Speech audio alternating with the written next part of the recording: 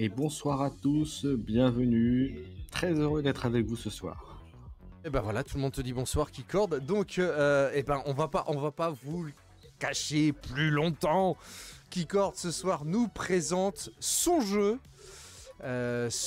qui s'appelle Hop Escarmouche Galactique. Alors avant de présenter la première vidéo, parle-nous-en un petit peu, si tu peux nous faire une très brève présentation du jeu, Keycord. Alors c'est un jeu d'escarmouche, d'affrontement que j'ai mis pour l'instant en version jeu de plateau puisque j'ai pas de modeur ou tout comme ça pour faire des figurines en tant que telles. Donc pour l'instant c'est en version jeu de plateau. Le principe, vous allez voir dans la vidéo, mais le principe c'est d'être le premier à avoir 10 points de victoire. Et pour ce faire, vous allez voir, il y a des mécaniques de jeu et en sachant que sur le plateau, vous aurez au maximum 3 unités en même temps. Bon, on va montrer la première petite vidéo d'intro, mon cher Keycord, quand même, histoire de teaser le truc. Allez, c'est parti. Est-ce qu'il a bien fait les choses, de Keycord? Je vais essayer.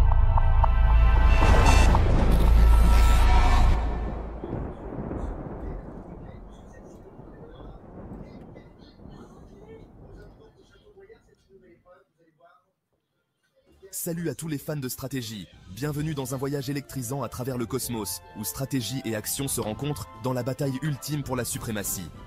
Je suis là pour vous guider à travers l'univers palpitant de Galactic Skirmish, le jeu où seuls les plus intelligents et les plus rapides peuvent revendiquer la victoire. Alors, c'est quoi ce jeu? Imaginez un instant, vous êtes aux commandes d'une escouade de 5 soldats aux capacités uniques. Votre mission? Déjouer vos adversaires et être le premier à accumuler 10 points de victoire. Ça a l'air simple, non? Détrompez-vous, car chaque choix et chaque instant comptent dans cette arène intense. Tout d'abord, choisissez. Il ne s'agit pas seulement d'esthétique, c'est une question de stratégie. Chaque terrain offre des avantages et des défis différents, alors choisissez judicieusement en fonction des forces de votre équipe et des faiblesses de vos adversaires. Parlons maintenant du timing, l'un de vos outils les plus puissants dans le jeu. Activer vos soldats au bon moment peut faire la différence entre une défaite cuisante et une victoire éclatante. Tout est question d'anticipation et d'adaptation. Vous voyez une opportunité? Saisissez-la. Vous repérez une menace? Neutralisez-la. Chaque seconde, chaque mouvement est crucial, mais c'est là que les choses deviennent vraiment intéressantes. Vos capacités de stratège seront mises à l'épreuve constamment, vous tenant en haleine à tout moment. L'adaptabilité n'est pas seulement une compétence, c'est une nécessité. Prospérez dans le chaos de l'arène sanglante. Tirez parti de la dynamique du jeu à votre avantage et gardez toujours une longueur d'avance sur votre adversaire. Et n'oubliez pas qu'il ne s'agit pas seulement d'un jeu de force brute. Il s'agit de ruse, de prendre des décisions tactiques qui laissent vos adversaires à terre et vaincus. Alors, exploitez vos prouesses stratégiques, commandez votre escouade avec précision et tracez votre chemin pour devenir le nouveau champion de Galactic Skirmish. Êtes-vous prêt à relever le défi? Équipez-vous, élaborez des stratégies et plongeons dans l'action. C'est l'heure du jeu. Faisons en sorte que chaque mouvement compte et revendiquons notre victoire parmi les étoiles. Et voilà, mon cher Keycord, la présentation de ton jeu de manière un petit peu plus vidéo, on va dire, vidéotesque. Ouais, exactement. Donc, ça se présente comme ça, en fait, en gros, sur la table. Alors, vas-y, explique-nous.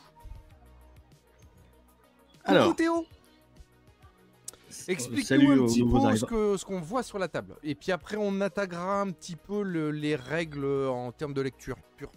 Alors, vous avez, donc sur le plateau de jeu, vous avez les terrains... vous avez les plateaux de terrain. En fait, vous avez les couleurs. D'ailleurs, vous avez 3 bleus, 3 rouges. Ça correspond aux terrains qui ont été posés par les joueurs pour faire le champ de bataille. Vous avez les unités qui sont sur le plateau. Vous avez, moi, ce que j'appelle la réglette de temps qui est en haut à gauche du plateau avec vos unités et quand vos unités s'activent, l'activation de vos unités. Et vous avez ensuite... alors c'est des D8 que vous lancez, hein. Je ne sais pas si vous l'avez repéré à l'écran, mais c'est des D8 que vous lancez. Et vous avez également les cartes qui vont en fait de conditions entre guillemets. Vous avez les cartes de mission et les cartes d'arène. Les cartes mission vous définir les conditions pour obtenir des points de victoire, en plus de ceux qui sont de la poutre pure et dure, comme beaucoup de jeux d'unités d'affrontement. Et vous avez aussi la carte arène qui vont vous définir les conditions d'arène, donc de jeu, qui peuvent donc moduler cette bataille. Voilà, le but du jeu, comme je disais tout à l'heure, c'est d'être le premier à obtenir 10 points de victoire. Ces points de victoire, vous les obtenez en prenant des objectifs, mais également en éliminant les figurines de votre adversaire. Une figurine standard vous rapportera 2 points, on en reviendra après, mais une figurine standard rapporte 2 points. Une figurine héros, entre les champions si vous préférez, pour ceux qui sont plus familiers du terme, rapporte 4 points. La différence l'unité classique aux héros, c'est que les héros, une fois qu'ils ont été éliminés, ils ne peuvent plus revenir sur le champ de bataille. En revanche, les unités classiques, elles peuvent revenir. Le principe du jeu aussi, c'est comme je disais que vous aviez 5 unités, un groupe de 5 unités et qu'il n'y en aura que 3 sur le plateau à chaque fois. C'est qu'en fait, c'est quand vous perdez une unité, vous avez le choix, quand elle a fait entre guillemets un tour complet, de revenir avec une unité sur le champ de bataille, mais ça peut être une unité qui vient d'être éliminée, mais que ça peut être une des deux autres unités que vous aviez en réserve, et ça vous permet d'avoir une sorte d'adaptabilité par rapport à ce que joue votre adversaire. Voilà. Ce qui fait qu'en fait, tu as toujours des figurines qui vont revenir, on va pas dire entre guillemets en vie, sauf les héros, quoi. Donc les héros sont plus costauds, ils ont en général un peu plus de points de vie, plus de résistance, plus de points dans leurs caractéristiques, mais en revanche, le danger, c'est que si vous le perdez, déjà ça rapporte 4 points directs à votre adversaire, au lieu de 2 sur une figurine standard. Et puis l'autre chose aussi, c'est que du coup, je voulais dire quelque chose et je l'ai oublié, c'est pas grave, ça reviendra plus tard. Donc voilà, je sais plus ce que je voulais dire, mais c'est pas grave, ça me reviendra. Donc n'hésitez pas à poser vos questions, bien sûr. Oui, voilà, c'est ce que j'allais dire. Si vous avez des questions, même sur le matériel, enfin les points de règle, des choses comme ça, on va passer une bonne partie de la soirée justement à parler de ça, donc vous inquiétez pas. On va décomposer. On va passer. Elles reviennent pas, ça simule que c'est un remplacement de sol. Ouais, exactement, Gizmo. Voilà. Ouais. Voilà, les héros, c'est les champions, c'est les, comme on dit, les nommés dans beaucoup de jeux de filles. Et les autres, c'est les troufions, quoi. C'est les unités qui sont remplaçables, on va dire, et qu'on peut trouver facilement. Voilà, le troufion va revenir sans problème sur le plateau jusqu'à la fin de la résolution de la partie, des objectifs ou des choses comme ça. Mais les héros, eux, ne reviendront pas. On attaque les règles, on partage les règles. Tu es d'accord pour partager les règles en public maintenant? Allez, vas-y. Allez, c'est parti. Donc vous avez Alors je m'excuse si c'est pas très clair sur certains trucs, il y a encore des trucs qui vont changer. Oui, mais justement, ça va permettre, le live va permettre de pouvoir faire des explications et des choses comme ça. Alors oui, il y a du tir et du combat. Alors justement, ce que je peux préciser aussi, c'est avant même d'attaquer les règles, oui. Un des gros trucs du jeu, entre guillemets, un des gros éléments du jeu, c'est que contrairement à ce qu'on peut voir, à ce que vous avez pu voir, c'est pas une activation alternée comme il y a dans beaucoup de jeux. J'ai pris un peu le contre-pied de tous les jeux qu'on a de figurines actuelles. C'est-à-dire qu'en fait, c'est l'activation de votre figurine et le temps la période de temps à laquelle elle va pouvoir réagir, entre guillemets, qui va conditionner vos actions. Ce qui veut dire que vous aurez forcément des situations où, par exemple, vous allez faire, votre adversaire va peut-être activer ses 3 figurines avant que vous activiez les vôtres. Voilà. Donc, plus vous faites une action qui va coûter cher en temps, plus ça va donner l'autre, entre guillemets, l'opportunité d'agir et de réagir aussi à vos actions. Donc, il faut faire attention à ça. Oui, mais si j'ai bien compris les explications, ça, vous allez voir, ça c'est peut-être le point le plus complexe des règles. Oui, ouais. Mais plus tu fais une action qui coûte cher en points d'action, plus tu vas pouvoir activer rapidement aussi des figurines derrière. En termes de temps, en termes de ligne de temps. C'est ça dépend de ce que tu veux faire, et ça dépend de l'objectif. C'est un calcul risque-prix qu'il faut prendre en compte. Alors par contre, voilà, après avoir, je vais pas dire bien potassé les règles parce que je les ai lues, relues, je vais pas dire survolées, mais joueur orc s'abstenir. On est sur du pur jeu de stratégie, bien putride, pas compliqué en termes de règles, Mais moi voix, moi tu, ça marche pas à ce jeu-là. J'ai remarqué ça en testant un ou deux trucs, des idées. Le moi voix, moi tu, ça marche pas du tout. Et je me trompe pas, Keycord, je pense pas. Après, un joueur orc bien boosté et qui cogne, puisque les orcs ils cognent quand même bien là, dans le jeu, ils vont quand même cogner, donc ils sont capables. Mais il faut avoir un peu de logique aussi derrière. Il n'y a pas que ça. Si tu comptes que là-dessus, en fait, ça peut pas marcher. Je fais un comparatif, par exemple, avec Warhammer Fantasy Battle. Je parle pas d'AOS, je parle de Warhammer Fantasy Battle. Il y avait des manières de jouer. Quand tu jouais Chaos, Guerrier du Chaos, Korn, t'avais une stratégie, c'était le rouleau compresseur. T'avais pas à poser la question, t'avançais rouleau compresseur. Les orques, tu joues orque noir, c'était rouleau compresseur, voilà. Bon, il y avait les problèmes d'animosité qui pouvaient te casser un peu ton truc. Là, ça marche pas, par contre. Là, il n'y a pas de rouleau compresseur. Pour Théo, les règles ne sont pas encore disponibles, mais on va les montrer là, mais elles sont pas encore disponibles. On va les montrer ce soir en exclusivité, ouais. Voilà. Par contre, il y a de grandes chances que je fasse. Alors, j'ai pas mis toutes les factions dessus, mais j'ai mis une version sur TTS que pour l'instant je n'ai pas mis encore en accès libre, mais qui est disponible. Donc, si un jour vous voulez le tester, vous m'envoyez un petit MP, vous pouvez le tester. Et puis, comme je dis, par exemple à Octogone, je serai avec le proto, donc voilà. Voilà, parce que j'ai pas encore décidé par quel moyen après, si je veux aller plus loin, enfin j'espère aller plus loin. Bah on abordera un petit peu l'aspect financier en fin de présentation du jeu pour voir comment tu vas travailler ça, ouais, c'est clair. Donc on va attaquer un petit peu les règles, voilà, et évidemment, qui dit jeu, il y a quand même un tant soit peu de fluff, même si le fluff est en cours de développement encore, même si tu l'as déjà bien développé.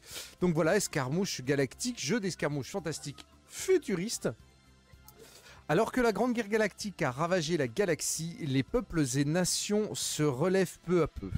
Pour occuper les anciens soldats et la populace, les dirigeants ont eu l'idée de créer une nouvelle animation, les arènes. Au départ, un duel entre équipes qui s'est vite transformé en combat sanglant. Mise en lumière par les différents médias qui ont poussé ce sport vers un aspect martial et mortel. Entre tournois, championnats et autres ligues, ces arènes prospèrent à travers la galaxie. Des groupes se forment un peu partout. Ainsi, chacun suit et soutient une équipe, espérant conquérir la couronne des temples, couronne donnée aux vainqueurs des Jeux galactiques qui se réunissent tous les 10 ans, à chaque fois dans une planète et arène différente. Là déjà, tu développes un petit fluff, mais qui peut permettre à de potentiels créateurs de scénarios ou de campagnes de pouvoir faire des choses intéressantes. Et je trouve ça génial parce que chacun va pouvoir, potentiellement les modélistes, créer leurs propres arènes ou des choses comme ça, et faire vivre ton jeu à travers leur propre scénario. Ça, je trouve ça déjà vraiment très très bien. Le fluff, t'as quelque chose à nous dire un petit peu là-dessus ou pas? Alors, j'ai déjà préparé une première extension qui est préparée, que j'ai juste à imprimer et à tester. Donc j'ai fait les unités, j'ai fait le petit fluff aussi qui va avec. On en reparlera peut-être tout à l'heure parce que je t'ai envoyé des trucs dessus justement. Oui. Avec deux autres factions, avec un petit fluff qui fait évoluer ce premier fluff en fait. Donc et voilà. Et donc c'est pas impossible que à l'avenir je fasse du fluff complémentaire en plus pour alimenter tout ça. D'accord. Ok. Donc alors les règles à proprement dit, donc le but c'est d'obtenir en premier les 10 points de victoire avec son équipe de 5 figurines, 2 de même archétype. Alors qu'est-ce que tu entends par archétype? Archétype, c'est que vous allez voir dans les fiches d'unité, vous avez en archétype, vous avez combattant, assassin, tireur, mystique, autre nom pour pas dire mage, et héros, donc voilà, qui fait le 5e. Ok, d'accord. Voilà. Et en sachant qu'à la base, j'en ai prévu d'autres, mais bon, je me suis dit, je me limite à 5 pour démarrer et on rajoutera au fur et à mesure s'il y a besoin. Voilà. Donc 2 de même archétype, 2 héros différents possibles selon le format joué. Voilà. Pour le terrain, ce sont des zones de terrain modulaires de 6 cases par 6 cases, plus des cartes missions, donc des objectifs évidemment, et des cartes arènes qui, elles, vont déterminer, si j'ai bien compris, la terraformation du terrain, de l'arène en fait. Alors il y a deux choses. Il y a les terrains modulaires qui vont être placés alternativement par les joueurs jusqu'à en avoir mis 3 chacun. La seule règle, c'est un peu comme Arakan Wars, hein, pour pas dire autre chose, où c'est en fait une fois que le premier terrain est posé, vous devez forcément mettre votre terrain adjacent à un autre, et après, et ainsi de suite, jusqu'à ce que jusqu'à 3 terrains chacun soient posés. Mais vous pouvez très bien poser votre terrain à côté d'un des vôtres, comme à côté d'un de l'autre, de votre adversaire. Donc il faut s'adapter aussi à ce que va faire l'autre. Sachant que il faut que si j'ai bien compris, que les terrains se goupillent quand même relativement entre eux. Voilà, en sachant qu'en premier, un peu domino. Voilà. Alors, en sachant qu'en premier, c'est d'abord une carte. En fait, il faut savoir qu'un des joueurs va choisir sa mission et l'autre va choisir la carte arène. D'accord. Ça se révèle, les deux cartes se révèlent en même temps. Et ensuite, on passe à l'étape de placement des plateaux de jeu. Ok. Voilà. Et après, il y a les placements d'objectifs et ensuite placement d'unités. Voilà. Le principe, maximum 3 figurines de chaque joueur sur le terrain. Résolution des dés de... Alors, voilà, ça, alors on commence à attaquer un petit peu. Sur un lancer de dés de 1 à 4, sachant que c'est du D8. De 1 à 4, c'est un échec. De 5 à 7, c'est une réussite. Et dès qu'on fait un 8, c'est ce qu'on appelle une réussite critique, un petit peu comme chez TGCM, où ça permet de relancer ce D8 pour pouvoir augmenter son résultat. Oui. Les caractéristiques utilisées, c'est-à-dire, par exemple, je sais pas, ça va être combat en fait, 4. Je prends un exemple bateau. Hein. Combat 4 vont être... alors, tu fais fois D8 ou capacité, c'est-à-dire c'est que tu lances autant de dés que ta capacité. C'est-à-dire que, par exemple, là, sur mon surveillant, j'ai cette carac qui est celle de combat là, de 2. Donc, je vais lancer 2 D8. Voilà, en combat, parce qu'il a, voilà, il n'a pas de capacité de combat pure, lui, mais il peut effectivement attaquer avec 2 dés, effectivement. Ce qui n'est pas beaucoup. Hein. Voilà. Clairement, lui, c'est un tireur, c'est un attaquant de distance. Voilà, c'est... J'ai pris le premier profil qui venait, c'est vraiment pour montrer. Hein. Oui. Tout à fait. Une attaque réussie si elle obtient plus de réussite que la défense. Voilà, il est considéré comme ayant réussi son attaque et du coup, il inflige la puissance de son attaque. Voilà, donc ça veut dire que moi j'attaque, j'ai 2 dés, je lance 2 dés, je fais mettons 4 et 4, 8. Voilà, si c'est une attaque par défaut, c'est un dégât là-bas, c'est un dégât réussite. En général, sur une attaque qu'il a dans ses capacités, il aura un dégât indiqué, donc par exemple 2 ou 3. Et à cela va s'ajouter le différentiel entre le nombre de réussites obtenues de l'attaquant versus celui du défenseur. Imagine l'attaquant a réussi à faire 5 réussites, le défenseur en a fait 3. Il y a 2 réussites de plus. Et donc du coup, ça va rajouter plus de dégâts à sa valeur d'attaque de son habilité. D'accord. Ok. Si ça suit plus dans le chat, hein, n'hésitez pas à poser vos questions, à dire attendez, je bite que dalle, réexplique parce que voilà, on est sur des points de règle. Moi j'ai déjà bien lu plusieurs fois les règles, donc ça commence un peu à rentrer dans ma tête, mais vous avez peut-être des questions, vous qui... Et vice versa pour les dégâts. Oui, normalement, oui, si j'ai bien compris. Hein. De quoi les dégâts, c'est-à-dire les fausses. Elles sont posées comment ? Les réussites à la Gizmo, c'est comme je disais sur les résolutions des dés, de 1 à 4 c'est un échec, de 5 à 7 c'est une réussite. Si je lance 2 dés, je fais 2 4, j'ai 2 échecs. C'est un critique. Si j'ai un 6 et un 7, ben j'ai 2 réussites. Voilà. Voilà, et souvent les capacités des unités auront des capacités sur les critiques, ce genre de choses. D8. D8, c'est du D8, c'est du D8.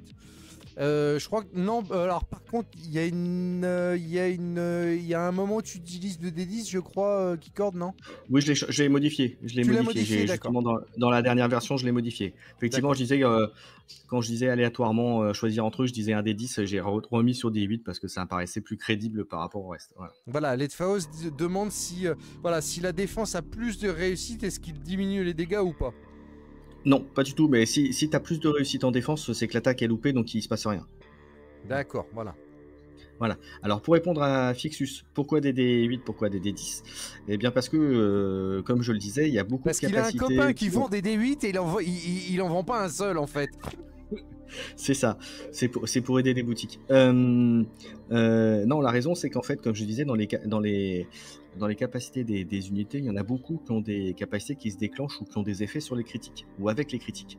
Et avec les D10, je me suis rendu compte, en faisant les tests, qu'il y avait finalement assez peu de critiques. Donc du coup, j'ai augmenté ce ratio de De possibilités de potentiel critique. critique. Voilà, et ça permet, d'une part, d'avoir des critiques, d'accélérer aussi un petit peu le jeu indirectement.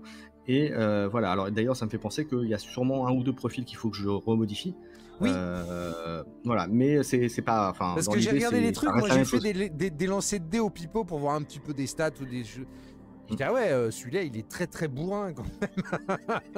Il y en a qui vous voyez, mais je pense que ça viendra avec le jeu au fur et à mesure que soit tu vas Voilà, mais augmenter, c'est vrai soit que tu vas c'était nerfer plus, certains profils en, parce en que. toute franchise, j'étais plus focalisé sur le fonctionnement du jeu, que ce soit fluide, que le système soit bon. Oui, Et honnêtement, l'étape, comment dirais-je, mise à jour des unités, etc., ça viendra après. C'était, voilà, c'est la prochaine étape du jeu, on va dire. Voilà. Mais ça va venir, c'est en cours. alors, Alors, une bonne question partie. de Xéo, c'est plus un jeu apéro, durée du jeu en moyenne une partie vite fait. Alors, avec explication du jeu, c'est entre 45 et 1 heure. Maintenant, ça peut être plus rapide et ça peut être un peu plus long aussi en fonction de si vraiment vous faites des jets de 1 en 5 lettres. Voilà, ça peut durer un peu plus longtemps. Voilà. Mais globalement, 45 minutes. Voilà, on va dire plutôt 45 minutes. 3 fixes seulement, c'est super ça, les dimensions du terrain, j'ai loupé. Alors c'est Théo, en gros c'est des, tu vas voir, je vais te montrer un petit peu les, tu vois voilà, un terrain c'est pas énorme en fait, c'est des cases, c'est les petites cases, c'est 6 par 6, sachant Oui, qu'une tout à fait. case en gros c'est un socle Warhammer quoi. Ouais, à peu près. À peu près. Alors, c'est 5 fixes chacun, mais uniquement 3 sur le plateau, effectivement. Voilà, il y a des réserves en fait, oui. 5 fiches chacun, mais Voilà. vous avez deux réserves. Et comme on disait tout à l'heure, quand on perd une figurine, justement, quand tu fais rentrer une autre, ça te permet de, entre guillemets, de potentiellement t'adapter aussi à ce que joue l'autre. Voilà. Ou à la stratégie de l'autre. J'ai pas percuté dans les règles. Tu peux avoir tous tes officiers en réserve ou pas? Ou t'es obligé d'avoir un minimum d'officiers en jeu? Non, non, t'es pas obligé. Enfin, tu sais, c'est avec le système d'activation, donc et de temps et de la réglette de temps. Donc, si ça se trouve, tu peux aussi te retrouver à une situation où le gars t'aura flingué tes 3 unités, mais ça veut dire que t'as déjà quasiment perdu la partie. Mais Un petit peu le problème. c'est Alors ça. on continue, donc on a vu les jets de caractéristiques, donc si le nombre Alors de... attends, il y avait Gizmo, Octogone, je l'aurai en proto, mais je ne serai pas encore en étape full démo. Hein.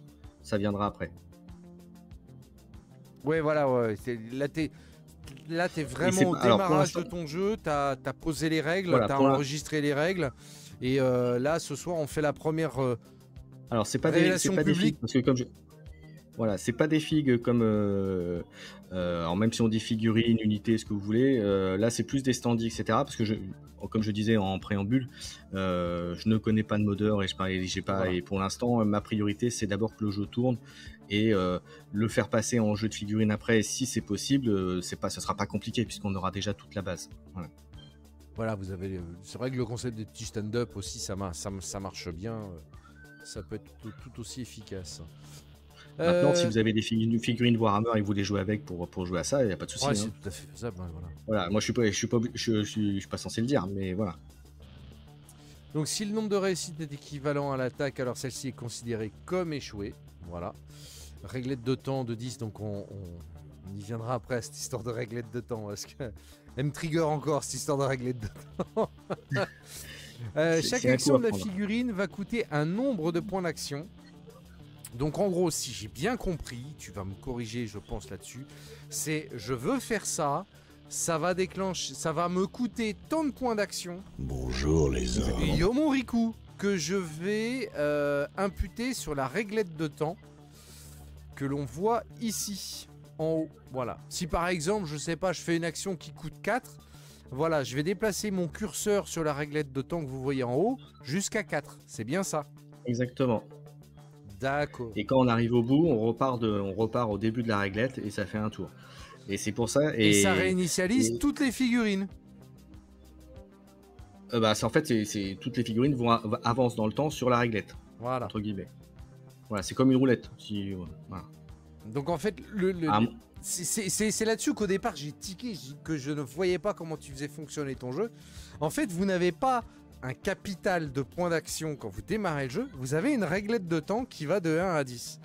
Si vous décidez de faire tel type d'action avec telle figurine, ça va vous coûter tant de points d'action. Si après... Oui, vas-y. Par exemple, vous êtes sur le temps 1, vous faites une action qui vous coûte 5 points.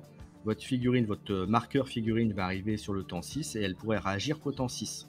Voilà, et en attendant, toutes les autres figurines qui ont sur cette période-là vont pouvoir agir, faire leurs actions et elles aussi modifier leur compteur temps entre guillemets. Pour arriver jusqu'à 6. Parce faire que un c'est tour. toi qui as l'initiative du tour ou jusqu'au bout de la réglette de temps? En fait, c'est à chacun. Quand tu agis ta figurine, tu fais son action, tu la résous, tu bouges ton compteur temps à la réglette temps correspondante. Et ensuite, on regarde où est le temps et on avance le temps. En fait, c'est pour ça. D'accord. Quand tu vois le petit marqueur, là, le petit crâne pour ceux qui connaissent Helldivers, en fait, c'est ça qui avance et ça permet de savoir quand les figurines peuvent agir. Ce qui veut dire que une figurine n'a pas une phase de mouvement, une phase d'action ou une phase de machin. C'est une figurine à un mouvement, ça coûte tant. Si après une autre figurine veut bouger, ça coûte tant. Mais la première figurine n'est pas obligée forcément de tirer. Elle peut simplement se déplacer. Voilà, elle peut faire une charge, par exemple. Voilà. La seule règle par rapport à ça, on en reviendra après dans les règles, mais il faut que l'action ne coûte pas plus de 9 points d'action. En gros, que ça puisse faire un tour complet sur la réglette. Voilà. Et c'est pareil, il n'y a pas de système de tour à tour, il y a juste un système de temps de 1 à 10, quoi. Voilà. Exactement. Et dès qu'on arrive à 10, là on entame un autre tour, on va dire. Exactement, parce que dans l'idée, il y aura des éléments qui vont se déclencher quand la réglette fera un tour. On redémarrera un tour, mais ça viendra plus tard. Voilà, je tease.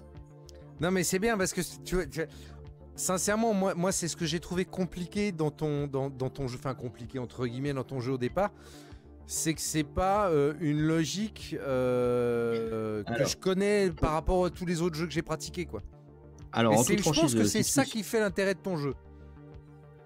En toute franchise Fixus, si j'avais les moyens de me payer un graphiste, je passerais par un graphiste. Là, j'en suis qu'à l'état de proto, je suis tout seul, donc pour l'instant, je reste avec ce que je peux trouver. Voilà.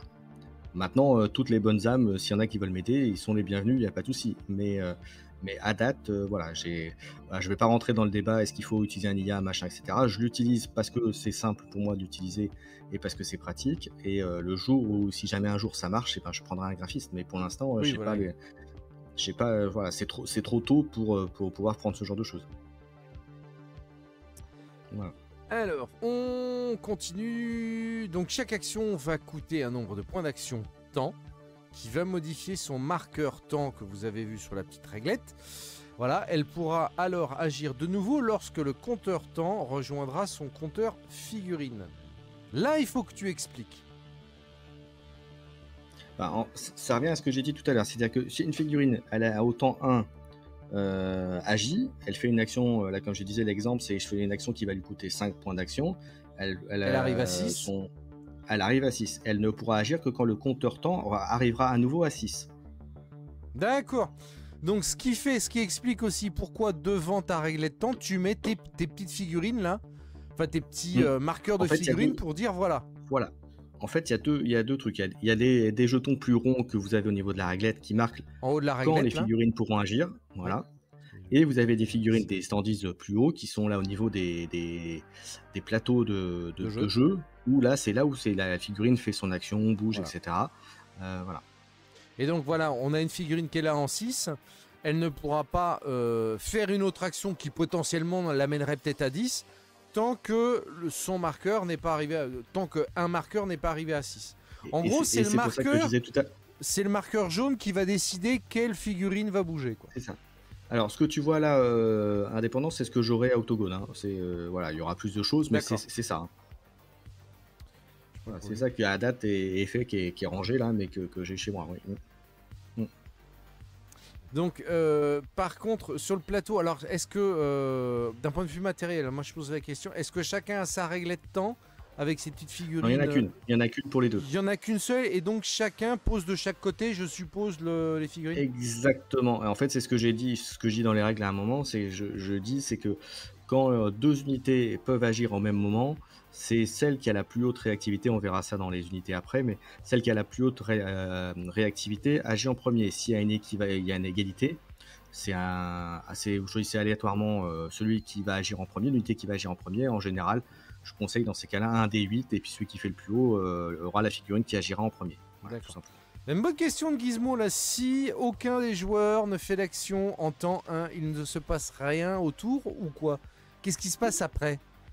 Alors au T1 ça se passe pas exactement comme ça, parce que quand le démarrage de la partie, c'est qu'effectivement au T1, tu as un joueur qui sort une figurine sur un des points de respawn, enfin d'apparition, et il active tout de suite sa figurine. Donc il va forcément faire quelque chose. D'accord, dès qu'une figurine apparaît, en fait, elle s'active automatiquement. Pour l'arrivée des figurines. Après, ils font ce qu'ils veulent, mais... Okay. Et en fait, les premiers tours, c'est l'arrivée des figurines. Après, ça gère en fonction des actions qui auront été choisies par les joueurs. Ok, d'accord. Alors, toc, jusqu'à rejoindre son compteur figurine. En cas d'égalité, donc c'est la plus haute réactivité, ce que tu expliquais. Sinon, c'est un duel 2d8. Une figurine mise KO rapporte 2 points de victoire, 4 points pour un héros. Le joueur met alors le compteur d'une autre ou même figurine au compteur, temps plus 9. C'est-à-dire que dès que tu butes une figurine, le marqueur se déplace automatiquement en temps 9. En fait, c'est le temps dans lequel le joueur pourra remettre une figurine en jeu. Voilà. Alors si le joueur ne sait pas encore quelle figurine il va mettre, il peut très bien prendre le marqueur de la figurine. Voilà, le seul truc, c'est qu'au temps plus 9, il remettra une figurine en jeu. Voilà. D'accord. Obligation de jouer à 2, possibilité de jouer contre une IA ou... Alors pour l'instant c'est du duel. Il est très facile, je ne l'ai pas marqué encore, mais c'est pareil, ça va arriver, la possibilité de jouer à 4, 2v2 par exemple, très facilement. Jouer contre une IA sur un jeu comme ça va être compliqué, mais pourquoi pas. J'avoue que pour l'instant je ne me suis pas penché sur la question, mais pourquoi pas.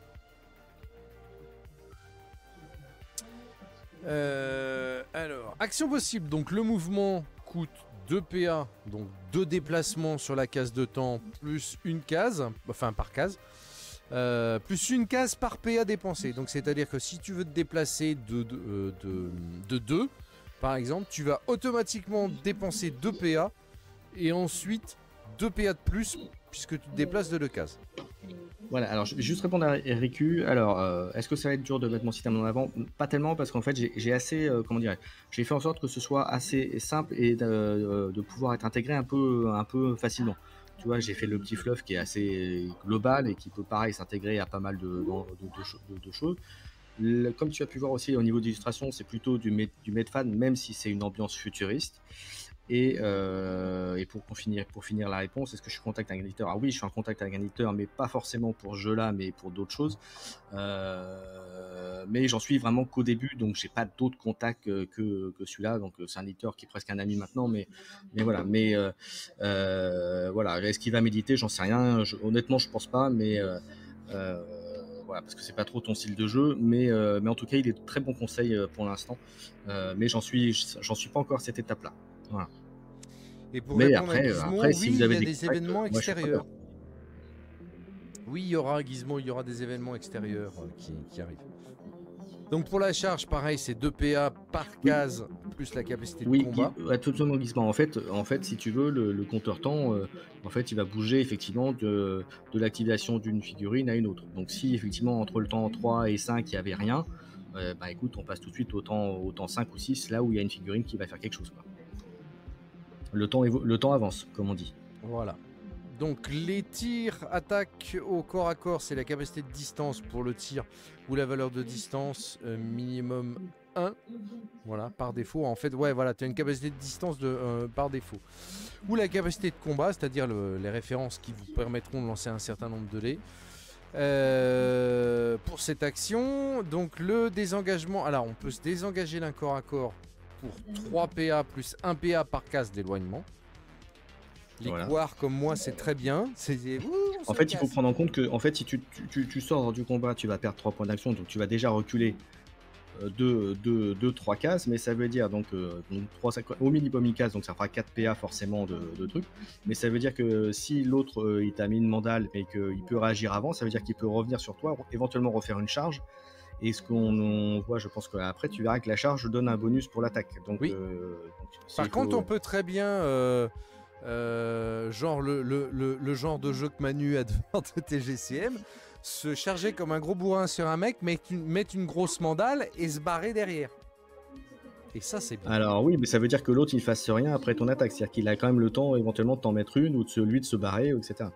Oui, évidemment, mais dans l'idéal. Alors oui, il y a des murs sur les cartes et il y a des lignes de vue. Alors, la ligne de vue est très simple. Là, je me suis pas compliqué vie, là, j'avoue, pardon. Pour des tirs, donc déjà pour les attaques à distance, il faut qu'il y ait au moins 2 cases de séparation entre les 2 bonhommes, voilà, pour que ce soit considéré comme une attaque à distance. Autre chose pour les lignes de vue, en fait, c'est si tu vois le standise, l'unité de ton adversaire, si tu la vois physiquement, enfin entre guillemets, qu'il n'y a pas de blocage complet, même partiellement que tu la vois, dans ces cas-là, tu peux lui tirer dessus, mais il a un bonus de défense. Voilà, et puis bien sûr, si tu vois pleinement le standise, et bien que là, il n'y a pas de bonus pour le défenseur. Voilà, tout simplement. En fait, sur les dessins, là, tout ce qui est mur, c'est tout ce qui est gros trait noir. Voilà, exactement. Histoire de vous montrer un petit peu. Alors, chaque unité... Oui.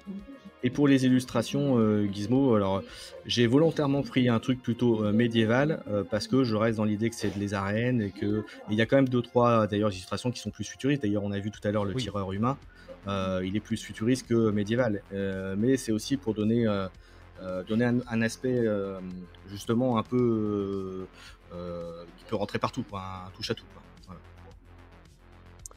Donc chaque unité peut effectuer une attaque de mêlée de la valeur de sa caractéristique de mêlée. Donc la valeur de caractéristique de mêlée, c'est avec les 2 épées. Ça, clairement, c'est pour le tireur. Tu vois, le tireur n'a pas de capacité de mêlée directement. Tu vois, il a une attaque fusil de chasse et un tir réflexe. Voilà. Mais c'est que de la distance. Enfin, c'est que de la distance. C'est considéré comme de la distance. Par contre, tu prends le guerrier raton qui est déjà un petit peu plus costaud et qui va lancer ses 4D. Ah bah en fait, lui, tu vois, il attaque d'épée courte. Il a une action qui lui prendra que 2 actions pour le faire.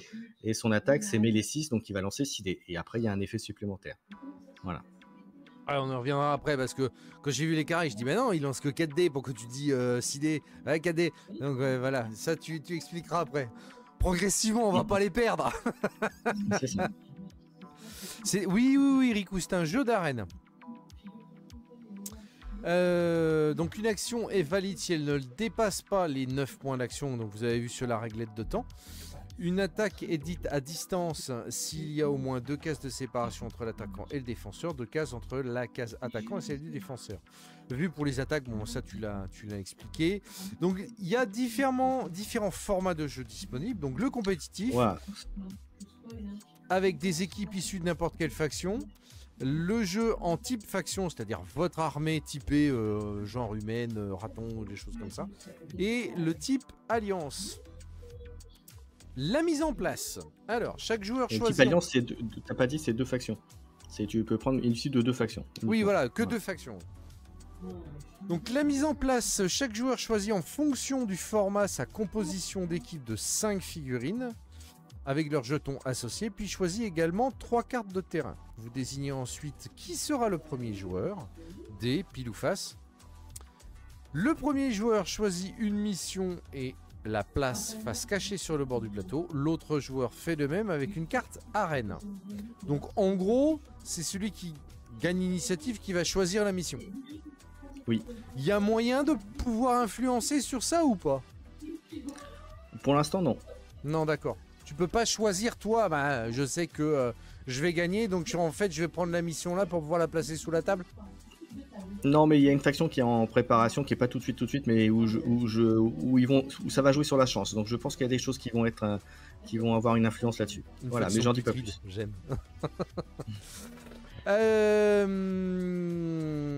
Voilà. Alors, le premier joueur place une zone de terrain, puis l'autre joueur place un autre terrain, obligatoirement adjacent à un autre. Placer ainsi 3 zones de terrain par joueur, cela forme l'arène de combat. Placer ensuite les jetons objectifs. Donc les jetons Oui, parce objectifs... que vous l'aurez déterminé par la mission qui aura été révélée Voilà. juste avant. Alors ça c'est un jeton figurine. Hein. Les jetons objectifs, attends, si je me trompe pas, c'est des étoiles, c'est ça. Voilà, on le voit pas, on le voit sur le plateau, c'est des étoiles, hein, voilà, exactement. On va expliquer après. Ce que vous avez en rond, alors je le dis tout de suite pour que vous compreniez, en fait, c'est chaque les plateau zones de démarrage, aura zones de déploiement. zone de démarrage, voilà, de déploiement pour les figurines. Et un jeton objectif est forcément mis sur une des 3 autres cases qui est parmi les 4 du centre du plateau. Voilà. Un petit tour de démo ce soir, ça risque d'être compliqué Théo, parce que je ne maîtrise pas du tout le jeu, n'étant déjà de base pas un joueur en plus. Et je sais pas si ce serait... Si toi tu peux faire des démos sur TTS éventuellement. Oui, je ferai, je pense, une vidéo bientôt ou un live dessus d'ailleurs. S'il y en a un qui veut me rejoindre sur TTS et puis le faire en live avec moi, il n'y a pas de souci pour le montrer. Voilà. Tu as une prévision de faire une présentation sur YouTube aussi ou pas? Oui, probablement. Ouais. Je sais pas quand, mais oui, c'est prévu. Mais il faut que je trouve le temps. Voilà. Ouais, bah oui, je comprends bien. Donc le déroulé de la partie T égale compteur temps. Voilà. T'aimes bien les maths, toi. Hein. T égale compteur temps. Tu m'as perdu avec tes équations. Hein. Ouais, c'est des choses, temps voilà. sur numéro 2, la réglette de temps qu'on vous a montré. Le premier joueur commence. Au premier tour, le premier joueur fera entrer une de ses figurines sur un jeton déploiement qu'on vous a montré tout à l'heure, défini sur les zones posées. Au tour 1, puis un autre à chaque temps suivant, plus 1. Donc on rajoute un marqueur temps à chaque fois. Alternativement, jusqu'à ce que toutes les figurines soient déployées dans l'arène. À l'entrée d'une figurine, on place le marqueur temps de la figurine sur la valeur de temps où elle arrive. Donc en gros, t'as 6 figurines, va y avoir 1, 2, 3, 4, 5, 6 marqueurs temps au bout une fois que tout le monde aura placé ses figurines. Voilà, mais comme c'est dit après, en fait, quand tu vas faire entrer la figurine va s'agir. Donc tu vas forcément bouger tout de suite derrière son marqueur temps. Voilà. Elle peut alors faire une action, son compteur temps bouge alors aussi également. Une figurine d'un joueur peut entrer sur n'importe quelle zone de déploiement qui lui appartient si celle-ci est inoccupée. Maximum 3 figurines de chaque joueur sur un terrain. Alors sur une case de terrain ou sur... Oui, c'est ça. Hein. Oui. D'accord. Chaque action de la figurine... Oui, vas-y. Alors, pour répondre à Gizmo qui demande pour les objets dans quel ordre, c'est aléatoirement en fonction déjà du nombre d'objectifs qu'il y a posé. Et pas prédéfini parce que justement il faut donner la possibilité à chaque joueur d'avoir une notion un peu de tactique parce que en fonction aussi de comment est placé le terrain, il sera peut-être intéressant de le mettre, je sais pas, plutôt sur la case de droite, plutôt sur la case de gauche, qui sera peut-être plus facile pour toi d'aller sur celle-là que sur l'autre. Voilà. Exactement. D'accord. Tu vois. Donc chaque action de la figurine va lui coûter un nombre de points d'action temps qui va repousser son marqueur temps. Elle pourra alors agir de nouveau lorsque le compteur rejoindra son compteur figurine, ce dont on a parlé tout à l'heure. Si plusieurs unités doivent s'activer en même temps, l'ordre de priorité sera l'unité qui a la plus haute réactivité. En cas de nouvelle égalité, si les unités appartiennent au même joueur, celui-ci choisit. Sinon, choisir aléatoirement dans un autre cas avec un jet de dés ou enfin voilà. Une figurine mise KO apporte 2 points de victoire, 4 points héros, on l'a dit tout à l'heure. Le joueur met alors le compteur d'une autre ou même figurine au compteur temps plus 9 par rapport au tour éliminé. Seules les figurines de l'archétype héros ne peuvent plus revenir en jeu. Voilà. N'hésitez pas, hein, si vous avez des questions, à les poser dans le... Voilà. Et l'autre chose aussi pour les objets, Gizmo, c'est parce qu'en fait le nombre d'objets aussi est différent d'une mission à l'autre. Donc tu n'as pas forcément le même nombre d'objectifs. Donc c'est pour ça de les mettre sur les pré-mettre sur les trucs, ce serait problématique. Oui. Alors utilisation de la fameuse réglette de temps. Qui, alors, moi m'a posé, ça maintenant tu m'as expliqué, ça me pose plus de problème, j'ai compris. Mais c'est vrai que je t'avoue qu'au début, donc je pense que dans tes règles, il faudra bien redécomposer le truc. Donc une fois que les joueurs n'ont plus de jetons figurines sur le même numéro que le jeton temps, on avance le jeton temps jusqu'au prochain jeton de figurine. C'est-à-dire qu'en gros, si j'ai une figurine, on va revenir ici, là, voilà, hop. Si, voilà, là j'ai une figurine qui est au temps 2, mais que sur 4, 6 et 8, j'avais rien, mais j'en avais une au temps 10. En gros, le temps 2, cette figurine agit, va peut-être se déplacer après. Mais le marqueur, s'il n'y a rien entre, va se déplacer directement au temps 10. Exactement. Voilà. Ça va, je suis pas si con que ça, hein, tu vois. Je m'attendais à être plus con que ça au niveau des compréhensions de règles, mais... Toc, toc, toc, toc, toc, toc. Donc, au début de la réglette. De la même manière, une capacité ou une action de la figurine d'un joueur irait au-delà de la réglette. On avance le jeton jusqu'au numéro de temps de la réglette comme si elle continuait sur le chiffre correspondant. Un round est considéré passé à chaque nouveau passage sur le compteur temps.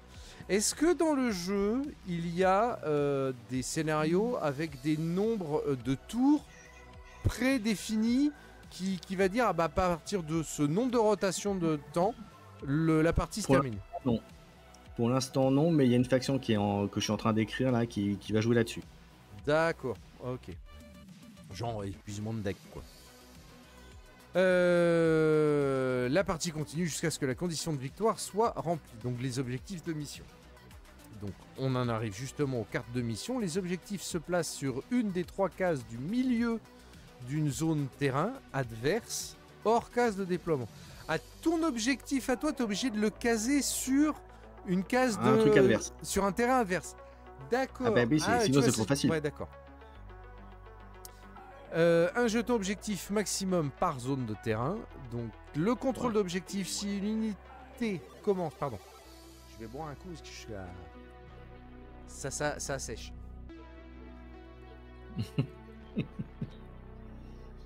Si une unité commence son activation sur une case objectif, alors elle contrôle l'objectif et peut fournir des points de victoire si celui-ci est actif. Un objectif redevient actif lorsqu'il n'y a plus d'unité à ce... Alors, oui, c'est pas très clair. En fait, ce qui se passe, c'est que si vous avez gagné les points d'objectif sur une zone, celui-ci vous pourrez le réutiliser que si vous vous éloignez de l'objectif pour qu'il redevienne accessible. En fait, voilà. Alors c'est juste le point où j'avoue j'ai encore un petit doute, mais pour l'instant ça va rester comme ça, c'est-à-dire qu'il faut s'éloigner de l'objectif pour que celui-ci soit à nouveau disponible, et après ça dépend bien sûr de la mission, parce qu'il y a des missions où les objectifs se réactivent qu'avec des conditions différentes. Voilà. Je vois que Gizmo soulève un problème. Il y a quelque chose que tu as du mal à piger, faut pas hésiter Gizmo, hein. Si tu vois que tu bugs sur un truc, si tu bloques, justement Keycord est là pour vraiment bien expliquer, pour rendre le truc un peu plus fluide, et lui aussi ça peut lui permettre de voir où sont les points améliorés sur son rédactionnel de règles. Et oui, j'ai du mal à parler parce que parler comme ça en continu, ça assèche la bouche. C'est ça.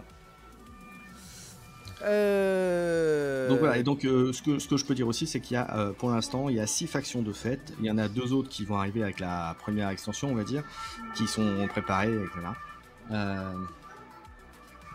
Donc 6 factions à date, voilà, pour l'instant, ce qui est déjà pas mal. Donc déroulé d'une attaque, donc tu choisis ta cible, choix de l'attaque et ou de la capacité d'attaque utilisée. Le choix du défenseur, c'est-à-dire le choix du défenseur, c'est l'adversaire choisit son défenseur. Non, tu choisis le défenseur, en fait c'est plus le défenseur, s'il a des capacités sur son unité qu'il peut utiliser pour se défendre ou pour améliorer sa défense, il l'utilise à ce moment-là. D'accord. Voilà. Notamment il y a des unités, notamment les mages, qui ont souvent des possibilités d'activer des protections magiques, on va dire, en réaction. qui vont repousser leur compteur d'activation d'autant, parce qu'ils vont faire une action. Mais du coup, ils vont gagner, en général, c'est 2 ou 3 dés de défense supplémentaires ou de réactivité supplémentaire pour se défendre. Dans chaque faction modulable via la constitution d'un deck ou juste les caractéristiques de base? Alors, en fait, c'est ce que je disais. En fait, c'est là, au jour d'aujourd'hui, chaque faction a 5 profils. Maintenant, comme on disait tout à l'heure en début, tu peux avoir jusqu'à 2 de même archétype. Concrètement, un combattant, tu peux l'avoir 2 fois dans ta team, si tu veux l'avoir sur les 5. Le héros, tu peux l'avoir 2 fois si tu as un héros différent. pour l'instant, il n'y a qu'un héros par faction, il n'y en a pas d'autres. Un héros. Euh, Un mais héros. voilà, c'est effectivement, tu as une modularité quand même à l'intérieur de la faction. Si tu as envie de mettre 2 combattants, 2 mystiques et un héros, ben, c'est ton droit. Voilà. Maintenant, tu risques d'avoir des faiblesses sur certaines compositions d'équipe en face. Ensuite, donc voir la valeur de l'attaque, capacité de l'attaque et lancer le nombre de dés équivalent. Valider le nombre de réussites totales. Voir la valeur de défense, réactivité de la cible et lancer le nombre de dés équivalent pour la défense.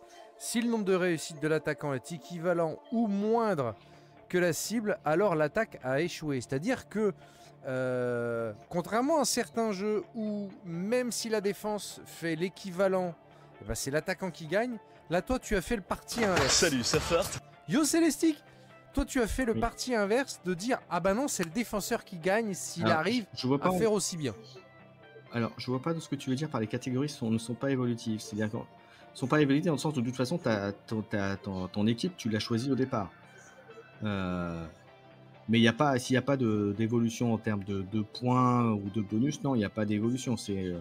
Bah non, oui, Fixus, on prend le guerrier raton par exemple, il a son profil, il peut pas être évolutif.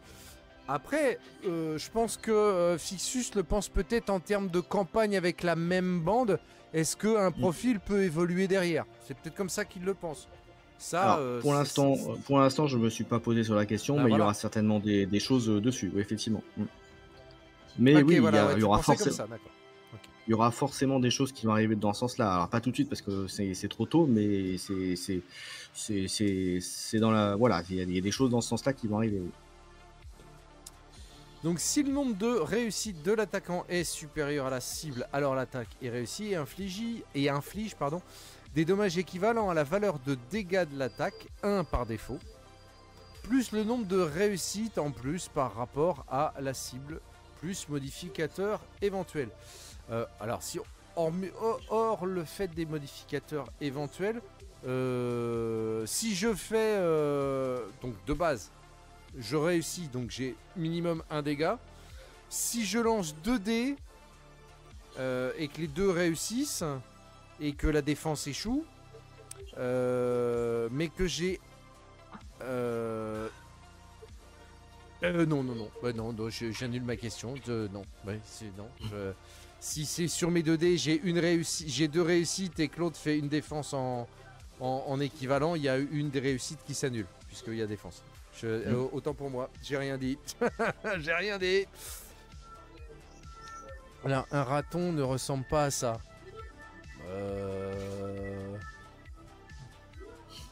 Ouais, mais c'est des ratons. Les Faos, c'est les ratons OGM. C'est les ratons OGM. C'est les ratons de l'espace. C'est ça.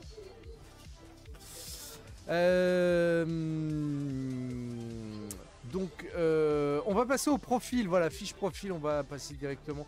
Alors, tu as un profil qui est plus générique que les autres, peut-être, ou quoi, non? Non, ce que tu veux. À part les héros qui sont plus costauds, qui ont plus de trucs, mais sinon. Alors, bon, là, ça, c'est du tireur. On va prendre. Ça, c'est du tireur aussi. Là, c'est du personnage. Ah, bah non. Le raton est pas mal, remarque. Mais Alors, on va partir sur le raton. Vas-y. Vas-y, je te laisse faire le descriptif de. Alors, le raton, donc on a d'abord en premier le nom de l'unité, donc le guerrier raton. Raton, c'est donc bien sûr la faction. Combattant, c'est l'archétype, on va dire, ce que je disais tout à l'heure. On voit donc il a 4 en mêlée, 4 en défense, c'est le bouclier. Alors, c'est 4 en défense. L'arc, voilà. L'attaque à distance, il a 2, bah forcément il a rien, hein, donc c'est juste histoire de dire.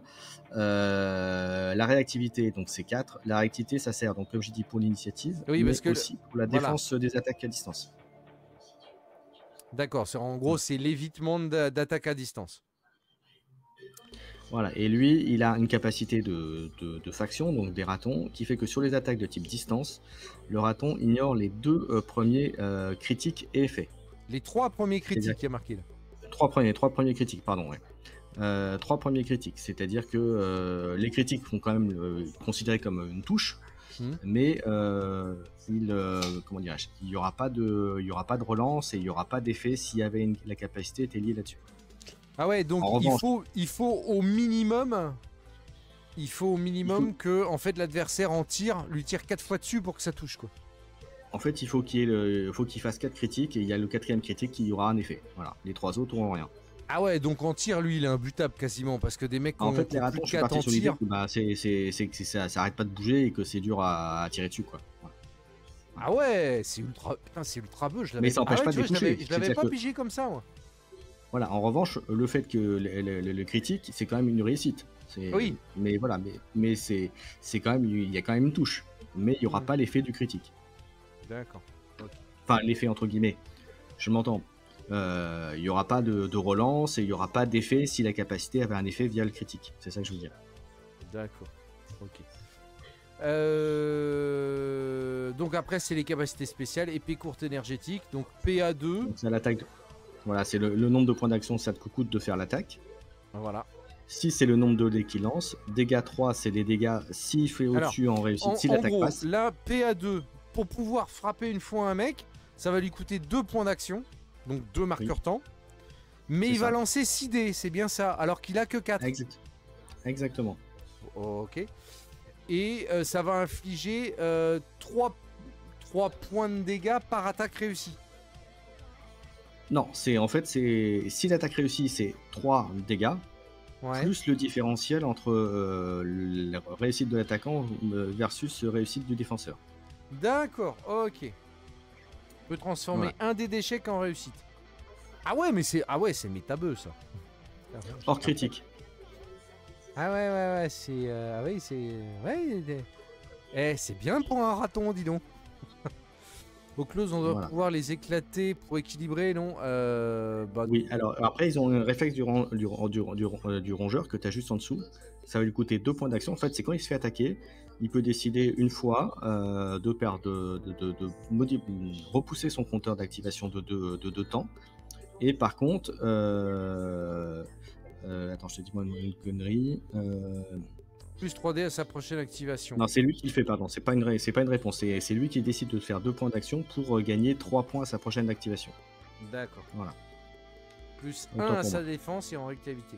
Alors, ce qui fait que, en fait, tu peux avoir... Moi, c'est ça que je trouve intéressant dans tes concepts. C'est que tu peux avoir des profils, mais métabourrins. C'est métabeux, il te met une claque, c'est sûr, il te touche. Tu vas morfler sévère. Mais par contre, le mec, si ça se trouve dans la partie, il va bouger une fois. Il va pouvoir te frapper une fois.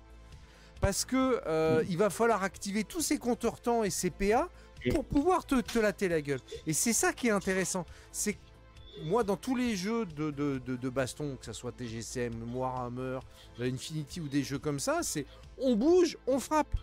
Là, non, c'est merde. Est-ce que je bouge ou est-ce que je frappe? Est-ce que je vais pas rester dans mon coin?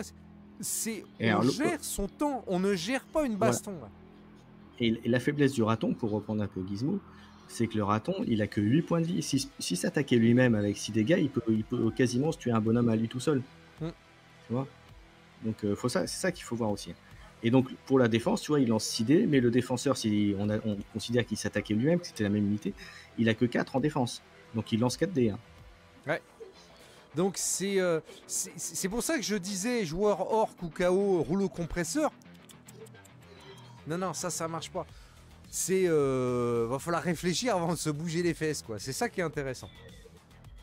Donc on passe à un autre profil, on va prendre celui-ci par exemple. Donc celui du tireur, donc là on est vraiment par contre sur du tireur pur. Alors pour répondre à Fixus, le couvert, c'est ce que je disais tout à l'heure. Si la figurine est visible, mais qu'elle est à moitié protégée effectivement par un mur, le couvert c'est que ça donne des 2D de réactivité, donc 2D de défense supplémentaires. C'est tout. Voilà. Mais il n'y a pas de notion, il est couvert à 15%, il est couvert à 95%, voilà, à partir du moment où il est un peu vu, il peut être tiré. Ouais. Alors. Donc sur les tireurs, donc ce qui est intéressant donc, évidemment c'est la capacité de tir qu'on voit ici qui est à 4. Mais donc avec ses fléchettes de somnolence, donc il va utiliser 4 points pour pouvoir tirer. Alors, mais il va en lancer 6 dés, c'est ça? Et tu vois, à chaque fois que tu l'actives, tu choisis où est-ce que tu vas lui mettre un des bonus, entre guillemets. En plus, ouais, soit en mêlée, soit en défense. C'est l'homme lézard, hein. C'est les capacités de l'homme lézard. Voilà, soit distance, soit réactivité. Ah ouais, T'as bien décomposé le truc, ouais, il y a quand même... ça fait pas amateur, quoi. On n'est plus au débutant, là. On n'est plus au débutant. Donc ouais, voilà, pour le tir il va lancer donc 6 dés, puisque c'est le distance qui va être utile pour tirer, c'est ça? Voilà, par contre, tu vois, contrairement au raton, ça va lui coûter 4 points d'action, tirer. Oui, beaucoup plus cher, oui. Dégâts, c'est 2. Par contre, s'il fait au moins un critique, donc un critique validé, hein, j'entends, la prochaine activation de la cible, chaque case de déplacement lui coûtera plus un PA. Oui, parce Donc, que en la gros, il va cible elle est ralentir la blessée, cible. donc elle a plus de mal à se déplacer. Voilà. Ouais, si, waouh. Ouais, donc du coup, il faut quand même savoir qui t'as en face de toi, quoi. C'est ça. Ouais, parce que tu te dis, est-ce que je bouge du mur? Parce que le mec, si je bouge du mur, de derrière le mur, il va me flinguer. Après, je pourrais plus me déplacer. Donc, j'ai mon objectif qui est là, ça peut être un peu loin. Ouais, oui. Ouais, c'est en ça que c'est vachement intéressant. Ouais. Et donc lui, tu vois, il a le réflexe du reptile qu'il peut faire donc une fois. S'il se rajoute 3 points à son activation, sur une attaque sur lui, il va gagner plus 3D en défense réactivité. D'accord. Ah, en sachant que cette capacité-là, ça ne marche que jusqu'à la réactivation. C'est-à-dire que, donc il ne peut le faire qu'une fois. Réactivation de l'unité. Okay. Donc on avait le surveillant tireur, c'est un petit peu le même principe. Donc il a son fusil de chasse, il va tirer avec 6 dés.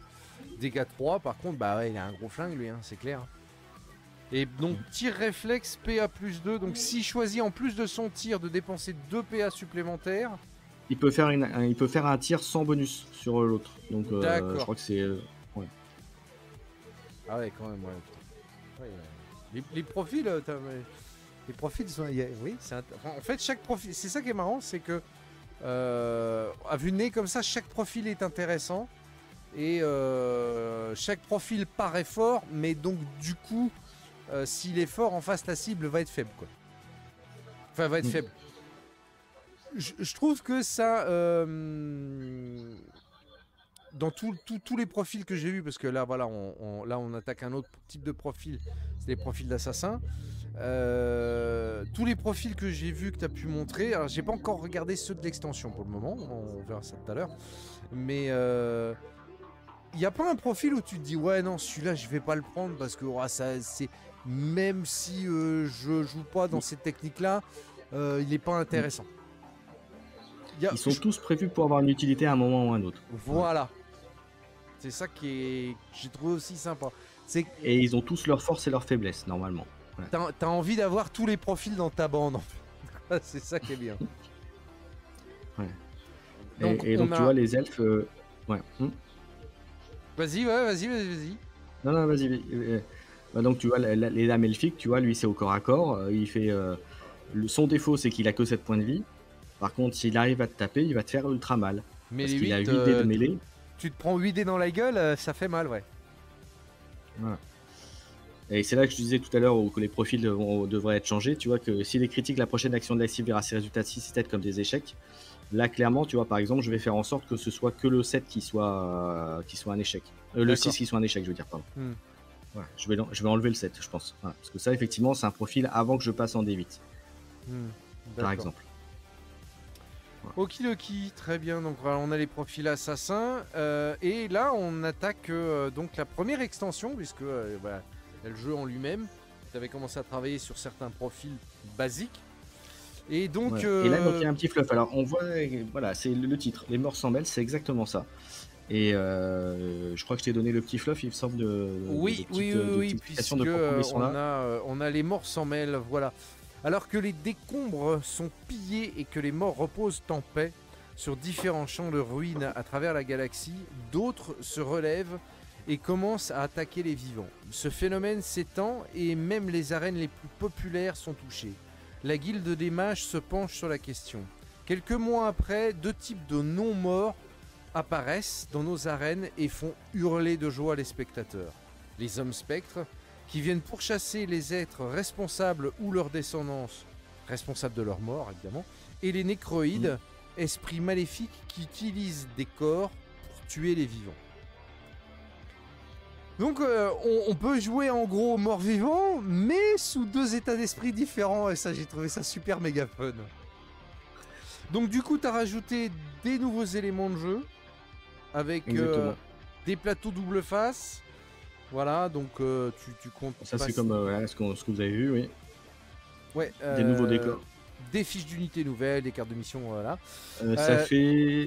Ça fait 5 mois à peu près que je suis à fond dessus, là. D'accord.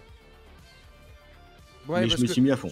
Tu m'en avais parlé un petit peu avant quand même déjà, mais oui, c'est vrai que je t'entends en parler vraiment depuis 5-6 mois. Là, t'es au taquet, au taquet, au taquet. C'est vrai que j'avais envie de voir le truc et quand j'ai vu le truc, j'ai fait ah, c'est pas mal quand même. Ouais, c'est pas mal. Donc... Et c'est pour ça que je dis aussi, et c'est pour ça que je dis que je suis pas encore prêt pour passer en full démo, parce que comme je disais, je sors entre guillemets de l'étape de la fluidité des règles, que ce soit bien, et c'est pour ça aussi que je dis que là les profils, là il y en a encore 2-3 qu'il faudra que je modifie, parce que notamment je suis passé sur du D8 et pas sur du D10 comme j'avais dit au départ, pour les raisons que j'ai dit, pour obtenir plus de critiques, pour avoir plus d'effets en jeu, pour que le jeu soit aussi plus fluide et plus rapide. C'est ce que j'expliquais tout à l'heure. Donc voilà, donc là j'en suis à la fin de la phase de règles, on va dire, et là je vais attaquer la phase, on va dire, plus équilibrage d'unité. D'accord. Même s'il y a déjà pas mal de trucs qui sont déjà bien, hein, attention. Hein, voilà. Donc sur cette extension là en fait les objectifs se placent sur une des 4 cases du milieu comme d'habitude. Par contre bon, ça, j'ai repris ce qu'il y avait dans la base, ouais. Voilà, contrôle d'objectif, l'objectif redevient actif. J'ai détaillé les nouvelles missions et les nouvelles arènes, les nouvelles conditions d'arène. Bon, très basiquement, hein, j'avoue très basiquement, hein, par contre, mais... Donc ça c'est les nouvelles missions et puis les cartes d'arène avec des nouveaux terrains. On va regarder vite fait les profils. Profil des nécroïdes. Moi, ça m'intéresse, moi. Ça, c'est nécroïdes, ça m'intéresse. Alors, tu pourras mettre la deuxième vidéo aussi qui montre l'équipe des humains, justement. Oui, je comptais la garder pour après, mais oui, si tu veux. Moi, je comptais regarder les profils, là, les 2 profils des non-vivants, et ensuite regarder complètement le petit peu l'historique profil humain, ouais. Donc, bien sûr, n'hésitez pas à commenter. Dites-moi si, déjà, si ça vous semble bien ou pas. Oui, voilà, faut pas hésiter, ouais. Donc les squelettes, alors j'ai 4, 4, 8 en point de vue, c'est quand même... Bon, c'est assez standard, mais les 5... Mais les 5 quand même... Regarde les capacités d'abord de Necroïde pour voir ce qu'il fait. Ouais, résidence squelettique, alors part critique. Enlève 1 dé à la prochaine activation de la cible. Ah ouais. Non, t'as pas vu le truc, c'est qu'il réduit de 2 minimum 0 le montant des dégâts subis. Ah ouais, putain, ouais, c'est... 2 minimum 0 le montant des dégâts subis. Ah ouais, c'est costaud quand même. C'est quand même un gros, c'est quand même un gros bourrin celui-là. Ouais. C'est un combattant. Hein. Alors ensuite résidence squelettique, PA plus 2, gagne plus 3 en défense, réactivité non cumulable. Oui, ouais, parce qu'après en même temps il a déjà 4, 4 et 3, 7, ça fait un peu bourrin quand même. Même si tu dépenses 2 PA, sincèrement, je n'hésite pas à gaspiller les 2 PA pour pouvoir avoir un set en défense si je me retrouve en face d'un raton ou d'un assassin qui va me démonter la gueule, quoi. Non, ça y a pas de souci. Ouais. Et donc ensuite, on a les porteurs de mort, les hommes spectres, qui sont aussi des profils vachement intéressants, même si c'est un petit peu plus faible. Ça obtient du critique sur 7. C'est pas mal. C'est pas mal.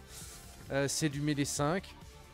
Je dirais que c'est un peu plus équilibré comme mec. Regarde aussi la capacité, c'est s'il obtient au moins un critique, plus 3 dégâts. Voilà, c'est ce que j'allais dire. Si au moins un critique, sachant que son critique descend à 7, c'est un gros bourrin en frappe, même s'il n'a que 6 points de vie. Gros bourrin en frappe quand même. Hein. Voilà, et t'as le regard spectral qui est aussi très sympa. Alors, PA2, donc à distance, la cible lance 2D. Si aucun critique subit, moins 3D à sa prochaine activation. Ah ouais. Donc en gros, tu pénalises les cibles, c'est comme si tu leur faisais peur. En fait, Pour l'instant, il n'y en a pas, mais le profil archétype prêtre va arriver. Voilà. Ça fait partie des nouvelles unités qui sont prévues. Pour chaque faction. Moi, ce que je vois, c'est que les cibles, tu dépenses des PA pour leur faire peur, en gros, quoi. C'est ça. Et ça, c'est pas mal. Parce que c'est toi qui choisis si tu veux leur faire peur ou pas. Si tu leur fais bouh. Et ça, c'est Si bien. t'as un gros bourrin et que t'as pas envie de te prendre une grosse sauce, bah tu fais ça pour qu'il tape moins fort. Ben voilà. Voilà. Ça, c'est pas mal. Bon, on regarde la petite vidéo sur les profils humains Vas-y. que tu nous avais concocté, pardon. C'est parti.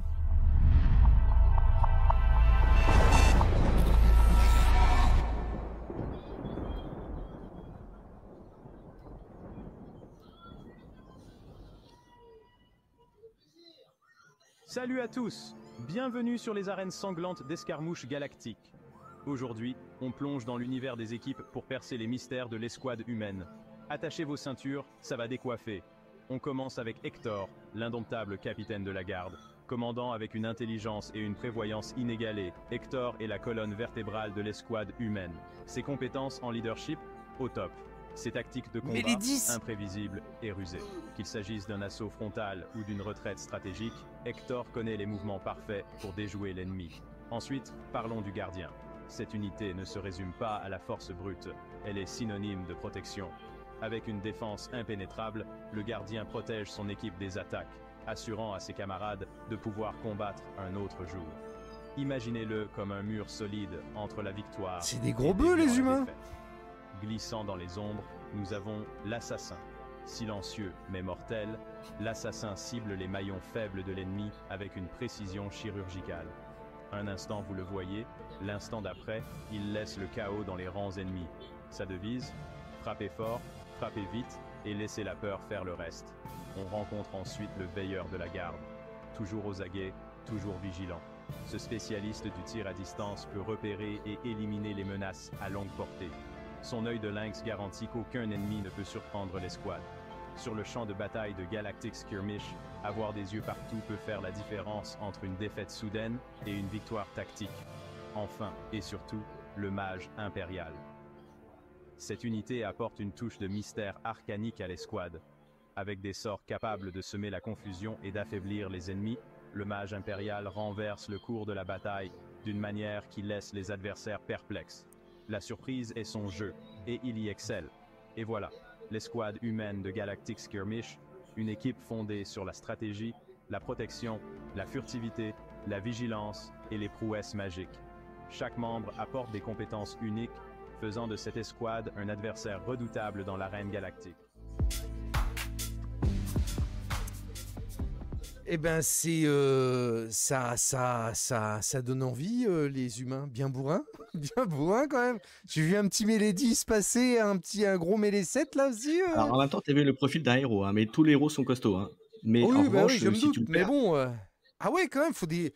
C'est pas du saut de dés, mais t'es content de les balancer tes idées à mon avis, ouais.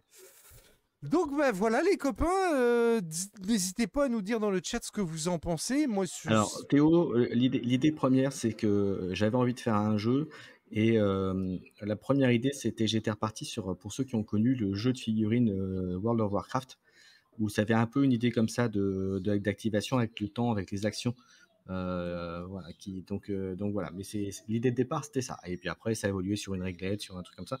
Mais mon idée, c'était de faire des activations de figurines entre guillemets, par point d'action et par notion de temps et non pas par alterner ce genre de choses. D'accord. Et ben, exactement, ça donne envie, comme tu dis, Gros Loupard. Voilà. Puis même si il n'y a pas de figurine encore de prévu actuellement pour toi, on peut jouer avec des comptes pour ce qu'on veut, et ça peut nous permettre de créer nos propres figurines aussi en conversion, des choses comme ça. Et je trouve ça aussi assez intéressant. Et est-ce que tu veux que je t'envoie une autre faction? À la limite, je peux t'envoyer un PDF d'une autre faction si tu veux le montrer. Ah ben si tu veux, oui, si tu as l'autre faction, si tu as une autre faction. Allez, je vais t'envoyer ça y a tout pas de suite problème. alors. Le temps de retomber dessus. Hop, je vais chercher le fichier et je t'envoie. En fait, alors dites-moi dans le chat quelle faction vous voudriez voir.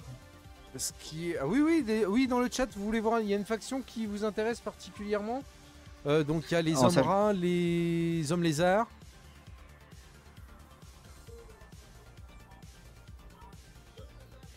J'attends de voir la réponse. Moi, ce que je trouve intéressant, c'est que ouais, voilà, t'es totalement, je vais pas dire à l'ouest, mais t'es à 10 000 km des autres mécaniques de jeu, et je trouve ça vachement intéressant. Ça ne peut que intéresser les gens où tu te dis, ah ouais, je vais pas simplement faire du tour par tour, du tour réaction, tour réaction, tour réaction. Non, il va falloir gérer son temps avant. Donc, il va falloir que tu penses tous tes persos avant de jouer, quoi. C'est ça qui est intéressant. C'est ça, c'est bien réfléchir le risque-prix à bouger, attaquer, etc. Alors, je t'ai envoyé les elfes et les orques, normalement. D'accord. Et les gens demandent les hommes rats aussi, beaucoup. Enfin, écoute, je vois deux hommes rats demander, là. Alors, je t'envoie les hommes rats aussi, les ratons. Alors, c'est à chaque fois sur 2 fiches, puisque c'est ce qui me sert après pour les... Et voilà. Alors, voilà, tu auras les 3 factions. Bon, vous en aurez vu 4 sur 6. Voilà, c'est déjà bien. Alors, les oreilles pointues. Alors, première fiche des oreilles pointues. Donc, 3. Ah ouais, en mêlée, c'est pas hyper bourrin. Ah, c'est le mystique en même temps, c'est le mage, hein, c'est un peu normal. Ouais, c'est le mage, d'accord, ok. Donc, PA3. Distance 7. C'est pas dégueulasse. Dégâts 2, c'est critique. La prochaine action de la cible perd 3D. Ah oui. Ah ouais, quand même. Ah oui, ouais, j'aime. Bouclier en revanche, comme tu peux voir, il a pas beaucoup de points de vie. Ouais, pas beaucoup de points de vie, ouais. La moyenne, c'est 7, 8, les points de vie. Ouais, oui, c'est ça. Sur les profils combattants, c'est plus 7-8. Ouais, c'est plus... voilà. PA plus 1. Si l'attaque sur lui gagne, plus 2 en défense, réactivité non cumulable. D'accord, ok, ouais. Bah, un mage. Bourrin en magie, après en défense, pas très costaud quand même, mine de rien, même s'il a des capacités. Donc le chasseur elfique. Distance 7, dégâts 2, PA 3, c'est critique. La prochaine action sur la cible. Après, il faut voir le profil d'équipe. Donc, tu as vu, tu en avais un qui te réduisait tes dés. Lui, il va te faire une autre optique de jeu aussi. D'accord, ouais. Flèche explosion sanguine, PA 5. Distance 7, dégâts 2. Chaque critique sur cette attaque ajoute 2 dégâts au lieu d'un. Ah oui, tu doubles des dégâts. Et PA 5, c'est pas cher payé. Hein. Enfin, après... Ouais, c'est minimum de PA pour l'action, plus les 5 PA pour la flèche.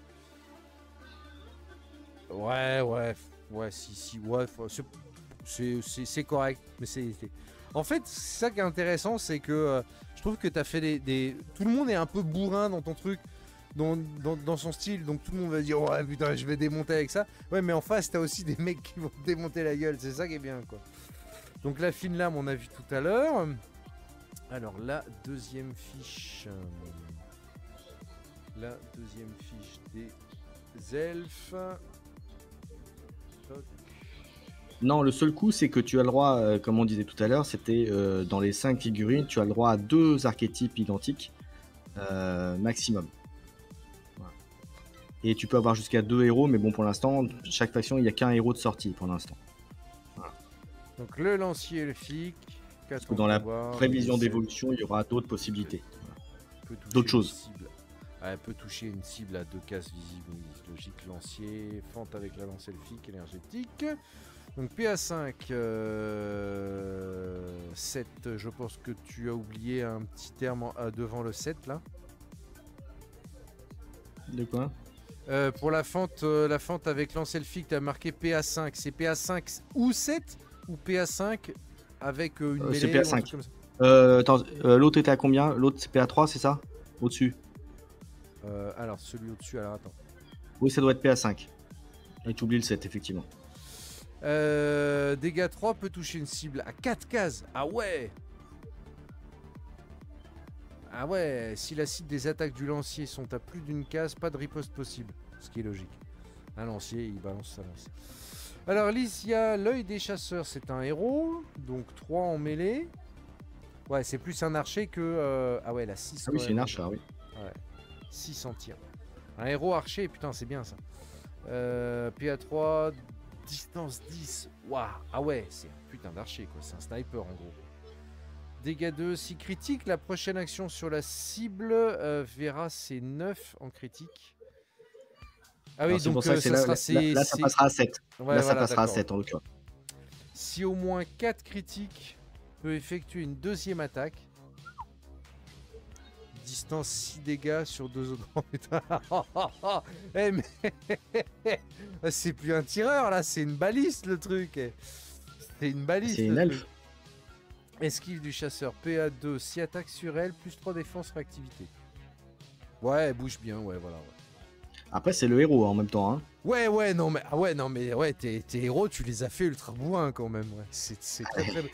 Et du coup, par contre, ouais, tu perds un de tes héros, t'es dans la merde, à mon avis. C'est ça. Par contre, aucun coup... non, Fixus, c'est juste... tu choisis dans ton profil 3 guerriers et 2 héros. Voilà, c'est les seules limitations. D'accord, bah voilà pour les longues oreilles. On va... alors attends, je vais fermer un petit peu les autres profils, ça me fait beaucoup de fenêtres d'ouvertes là. Toc, toc, toc.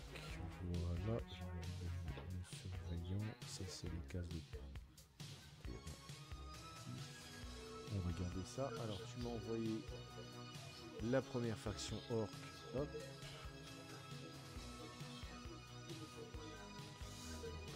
Hop. Donc s'il y a une faction que vous n'avez pas vue encore et que vous souhaiteriez voir, vous me dites, hein, je les mets en attente et j'essaierai de vous les sortir un moment. Pour l'instant, il faut savoir qu'il y en a 4, il y en a 6 qui sont en cours de préparation. Oui, bah quand on fera tes chroniques, n'hésite pas à présenter tes nouvelles factions, justement, quoi. Donc les orques, bah 8 points de vie, ouais, combat moyen, en fait, bah de l'orque. Mais lame empoisonnée, mêlée 6, dégâts 3, si critique sur la... N'oublie pas de parler aussi des capacités de... Alors une chose que vous n'avez pas vue, mais que les capacités de faction, elles sont toujours un petit peu augmentées sur le héros. Exact. Elles sont toujours un petit peu augmentées sur le héros. Attends, est-ce que je vais augmenter un petit peu, voilà, que vous puissiez avoir... Stop, et ça dépasse pas quand même de l'écran. Voilà, on va faire comme ça sera plus simple. Donc sur chaque action de mêlée ou distance, chaque critique repousse de 1 le compteur d'activation de la cible. En gros, c'est pour dire que ça tape comme des bœufs, si on peut schématiser comme ça. C'est un système, voilà, en gros, ça tape comme un bœuf, ça étourdit la victime, donc elle peut pas trop bouger, quoi. Ah, c'est pas mal, ouais.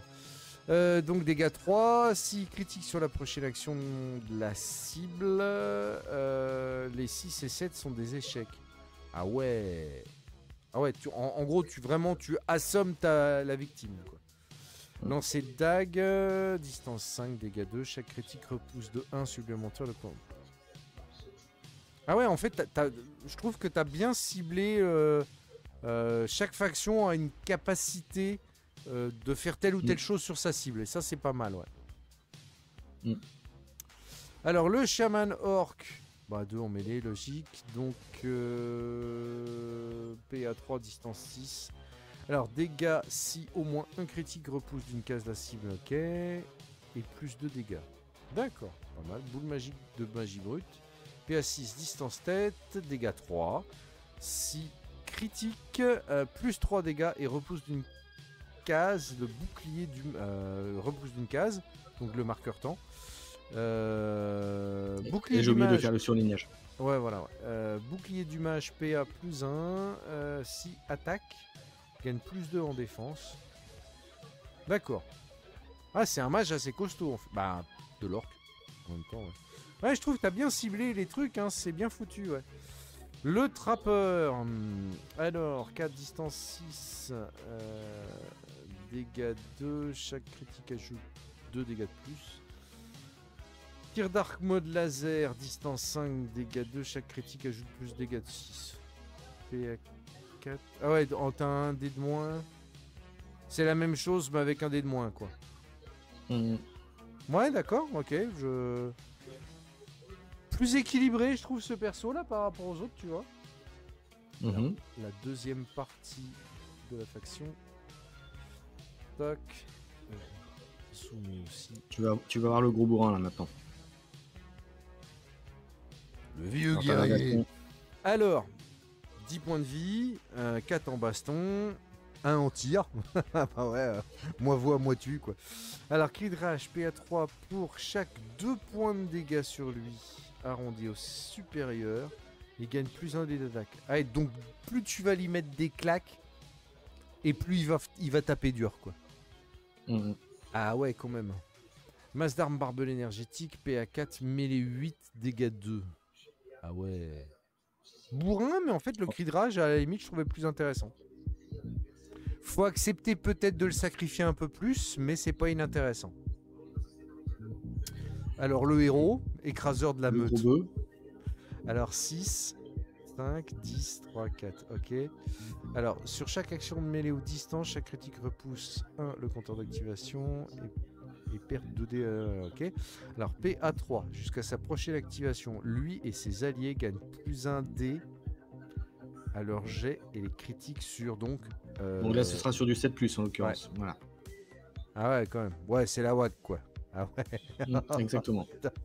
Masse d'armes à barbelé énergétique, PA5, mêlée 10, dégâts 3. Wow. Chaque critique ajoute plus de. Wow, dégâts 5. Wow. Lui, il faut pas se le prendre en face. Voilà. Ah ouais, non, celui-là, ouais, non, celui-là, tu le cibles avec des tireurs et puis basta quoi. Ouais, parce que le mec, il s'approche de toi, t'es mort. Tu sais très bien que ce mec-là, s'il s'approche de toi, t'es mort. Par contre, pour tenir un objectif, ce mec est ultime, quoi. C'est ça. Bah après, c'est l'orque, hein. Oui, non, mais quand même, quoi. Celui-là, il est quand même métabrutus, quoi. Alors, tu vois, moi, tu as un autre perso derrière, non là, dans la faction orc, j'aurais limité à un héros si tu prends ce mec-là, parce qu'il est vraiment. Ah, de toute façon, un héros, tu peux en avoir qu'un de chaque, un avec le même nom, de toute façon, donc. D'accord. Ouais, mais tu vois, il est tellement puissant celui-là qu'il équivaut à 2 héros, quoi.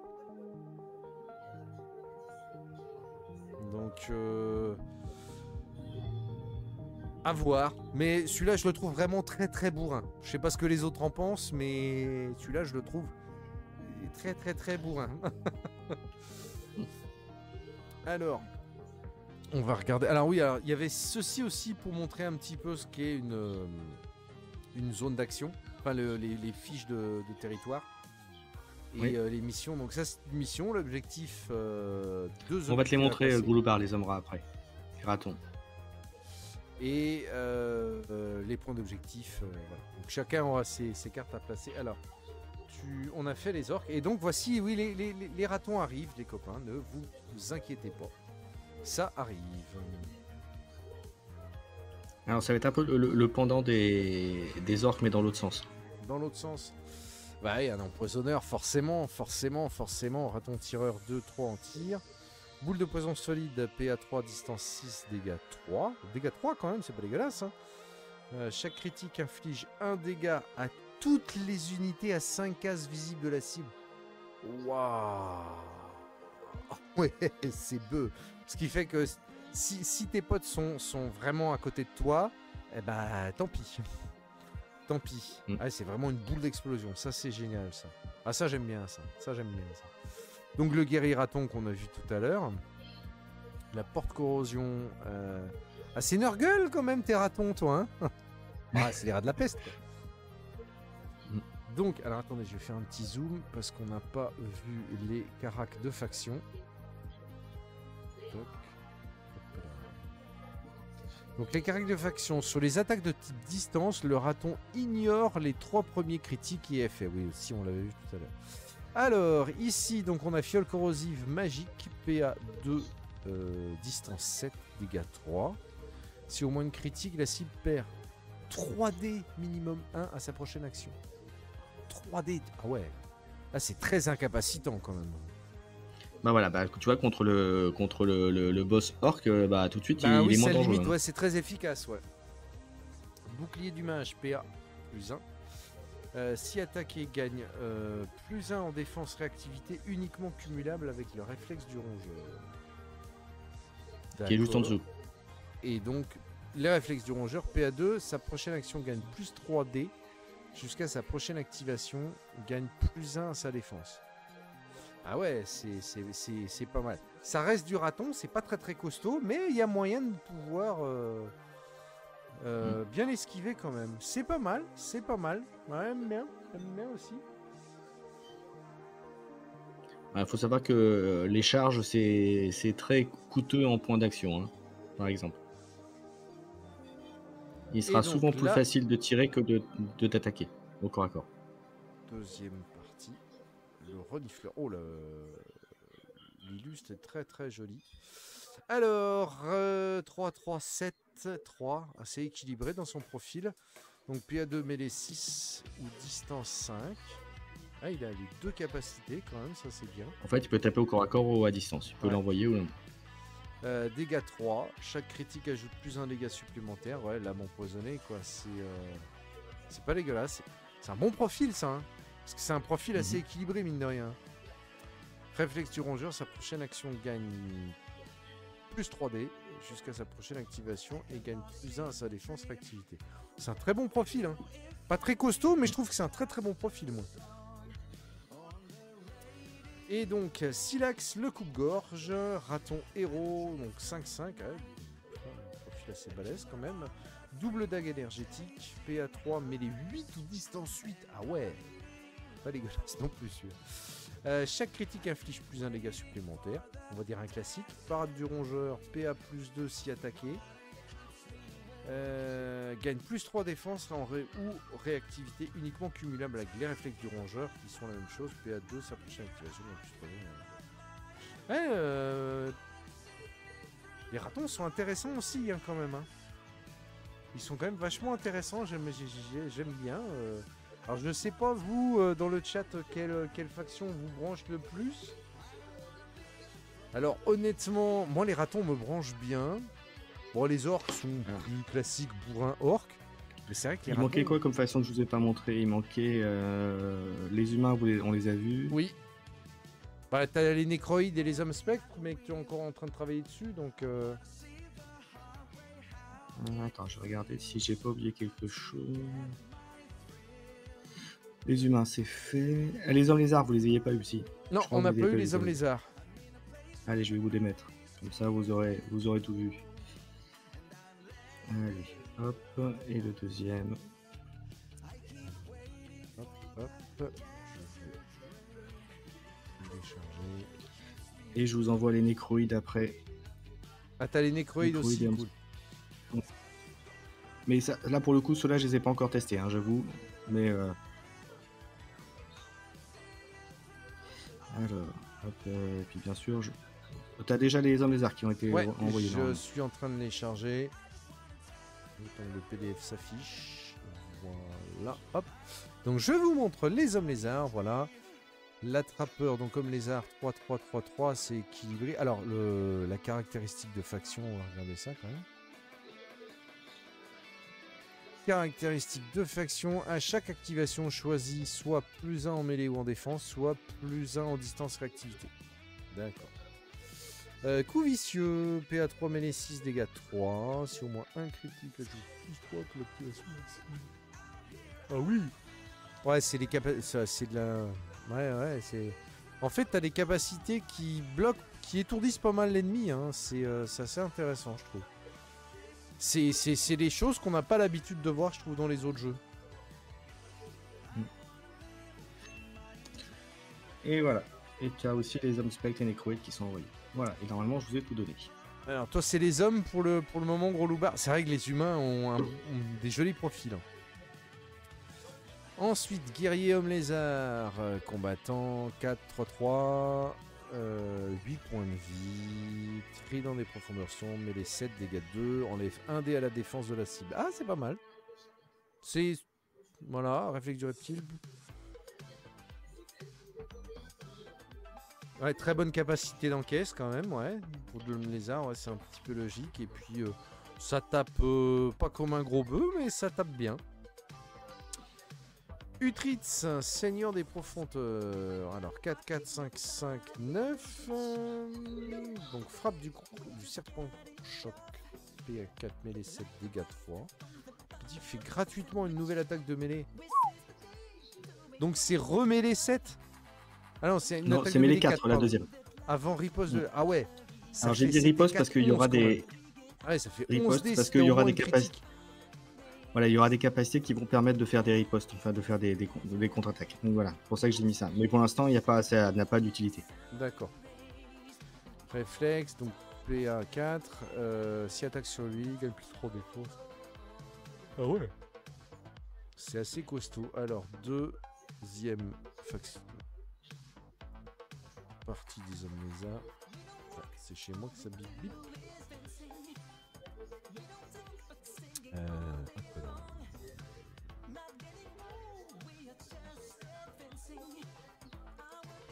Alors, le vieux serpent, éclair des profondeurs PA 5 distance 8. Donc ça, ouais, ça c'est le mage ça. Alors, dégâts 2, si au moins un critique ajoute plus de dégâts. Ouh, et plus 3 pour l'activation de la cible. Ouh. Il est beau le sort là quand même. Il est bourrin. Missile des profondeurs, PA 3, distance 5, dégâts 2. Si chaque critique ajoute plus un dégât. Chaque critique ajoute plus un dégât et plus 1 pour l'activation de la cible. En fait, tu choisis si tu fais une attaque à 3 points d'action ou 5 points d'action. En fonction de ce que tu veux, si tu veux être plus rapide ou moins. Ouais, voilà. Bon, réflexe du reptile, ça c'est le classique. Le cibleur, voilà, vu tout à l'heure. Ok, et je vais vous charger les nécroïdes. Alors, on va faire les hommes spectres en premier. Parce que ceux-là m'intéressaient pas mal. Donc s'il y en a qui veulent tester le jeu, vous me dites en MP et puis on verra si je peux vous envoyer tout ça. Et puis après, par contre, charge à vous de l'imprimer et tout ça. Mais il y aura probablement une possibilité qu'il y ait des bêta-testeurs, on va dire, plus avancés. Donc, là, c'est les hommes spectres. Bon, ça, on avait vu tout à l'heure. Tu avais donc le guerrier spectre 4-4-8. Alors, frappe du crépuscule. Ah oui, alors leur caractéristique de race, c'est obtient un critique sur 7. Frappe du crépuscule PA 4 mêlée 6 dégâts 2. Enlève 1 dé à la défense de la cible. Pas mal.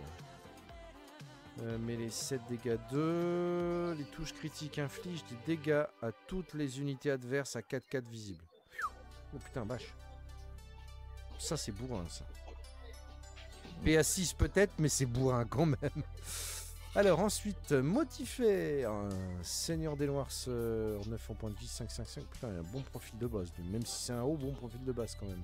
Alors t'as vu que lui obtient des critiques sur 6+, hein, pas sur 7. Hein. En plus, oui, voilà, c'est ce que j'allais dire. Frappe de sombre ténèbres, PA 4, mêlée 7 dégâts 3, si au moins un critique. Non, pas chargé de péter, c'est un autre IA.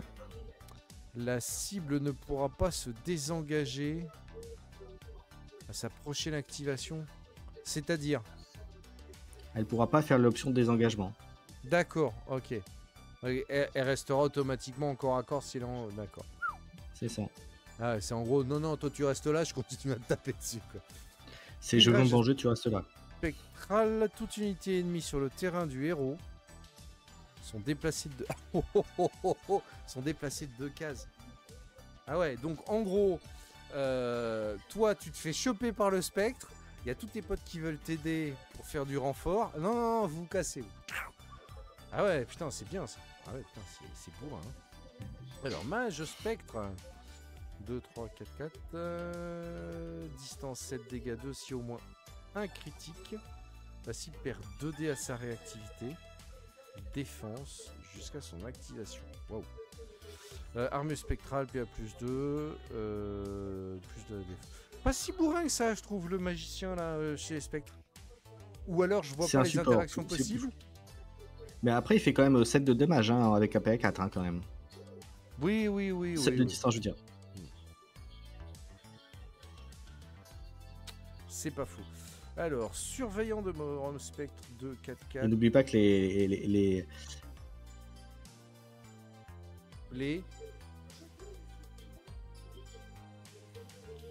N'oublie pas que sur les critiques sont faciles à obtenir avec cette faction-là, donc du coup ça peut monter assez vite. Hein. Oui, bah oui, du coup, ouais. Alors, PA4 distance 6, dégâts 2, si au moins un critique, la prochaine action de la cible coûtera plus de PA. Oh putain, vache. Ah ouais, donc ça va la ralentir en plus. Ouais, ça c'est pas mal ça. Armure lourde spectrale, gagne plus 3 à sa défense, réactivité à sa prochaine phase d'activation. Tu feras gaffe, il y a la police qui vient te chercher, Kikop. C'est ça. Attends, je coupe le micro. Non, c'est bon. Alors, on va charger les nécroïdes. En fait, Kikord habite dans une banlieue chaude. J'habite Paris. Tac, alors les nécroïdes que voici. Tac.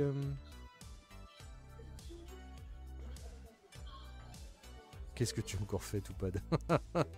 Mais je sais pas, non, mais Toupad n'est pas là. Si, je l'ai pas. Alors je l'ai pas vu arriver. J'ai zappé Toupad.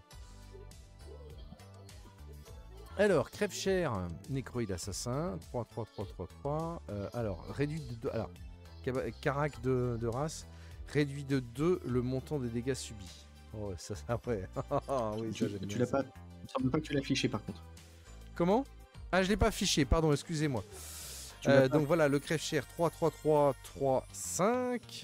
Donc la caractéristique de faction, c'est réduit de 2 le montant de dégâts subis. Alors, double frappe squelettique, PA 4, mêlée 6, dégâts 2, si au moins un critique, plus 3 dégâts. Alors, plus 3 dégâts au total ou plus 3 dégâts par réussite? Plus 3 au total. Au total, d'accord. Je me disais, là, ça faisait vraiment très très beau. C'est Lancer d'os, PA 4, distance 5, dégâts 3, si au moins un critique, retire 1 à la défense, réactivité de la cible jusqu'à sa prochaine activation. Oh, c'est un peu cher quand même ça. Distance 5, si un critique, si au moins un critique. Ça enlève 1 à chaque critique ou un seul sur l'ensemble? Un seul. Un seul sur l'ensemble. Peut-être un peu cher ça, PA4, non? Disons que c'est pas la même optique que l'autre, c'est ça. D'accord. C'est pas pour le même usage. Ensuite, guerrier nécroïde, on avait vu ça. Alors, Skeletor. Oh, tu t'es pas foulé là pour le nom, hein, Skeletor. Non. Seigneur des morts. Oh putain, il a 600 mêlées de base. Alors, 4. Lui, réduit de 3, tu vois les dommages qu'il prend. Et réduit de 3. Ah ouais, putain. Alors, PA6, mêlée 8, dégâts 3. La cible ne peut déclencher en réaction des capacités augmentant sa défense. Ah ouais, donc quoi qu'il en soit. Tous les trucs qui te fait plus tu 2, vas plus prendre. 3 en. Ouais, tu pourras pas les prendre et tu vas prendre des dégâts. Appel des morts. Toutes les unités sur le même terrain que ce héros subissent plus 1 dégât jusqu'à sa prochaine activation. Ouais, putain. Ouais, bien beu celui-là. Hein, bien beu. Alors, crâne mage. Réduit 2 le montant des dégâts. Alors, PA4 distance 5 dégâts 3. Si au moins un critique, enlève 2 dés à la valeur de défense réactivité de la cible sur sa prochaine activation de celle-ci. D'accord. Alors, faut pas oublier que c'est un jeu d'équipe, donc c'est un jeu où tu as quand même 3 unités de la même faction. Donc du coup, il y a des trucs qui se combinent. Hein. Bah voilà, C'est valable aussi pour les autres. les capacités de défense avec le magot et t'envoies le gros bourrin finir le mec quoi. Et c'est ça, par exemple. Alors, armure nécrotique, PA2, gagne plus de défense réactivité jusqu'à sa prochaine activation.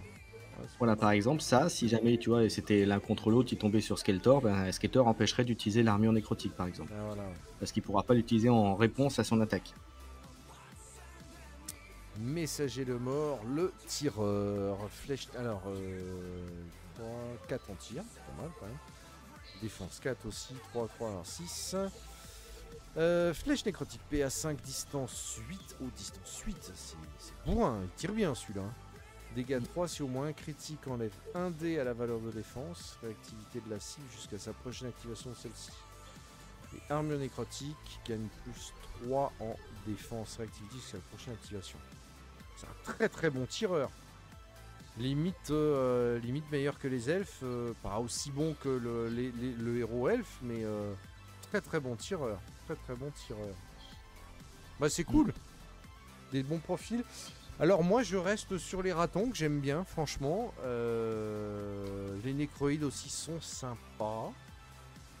J'ai une préférence sur les nécroïdes par rapport aux hommes spectres.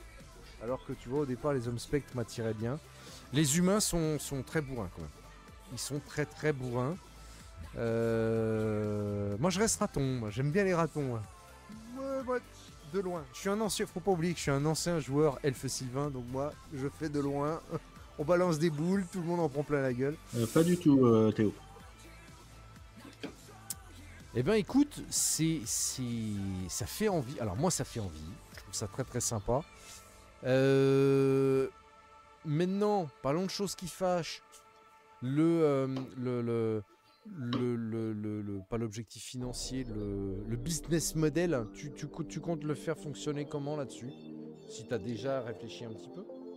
Alors, en toute franchise, c'est soit je trouve un éditeur et je vois comment éditer le machin avec un système de boîte, entre guillemets, pas de boîte de base, mais système de base et les factions, alors à voir comment ça peut être, comment ça peut être fait. Soit je fais de l'auto-édition et je vends un peu tel quel, charge à vous de l'imprimer, etc. Ouais, vendre Alors les après, il faut PDF en fait. améliorer et un puis, petit peu ouais, le cousin, d'accord. voilà. Hmm. Voilà. Soit l'autre solution après, c'est de faire un truc participatif, tu vois, par exemple, des trucs comme ça. Mhm. Ou effectivement, par Dice Roll, je vois pas trop, enfin, je vois un peu ce que c'est, mais il faudrait que je me penche sur la question. Mais là, j'en suis pas là, même si j'y réfléchis. Mais voilà, comme je dis, je veux pas poliser l'étape, j'y vais étape par étape. Step by step, comme diraient certains. Ouais. Donc j'y vais tranquillement. Voilà, je veux pas aller plus vite que la musique. D'accord. Voilà.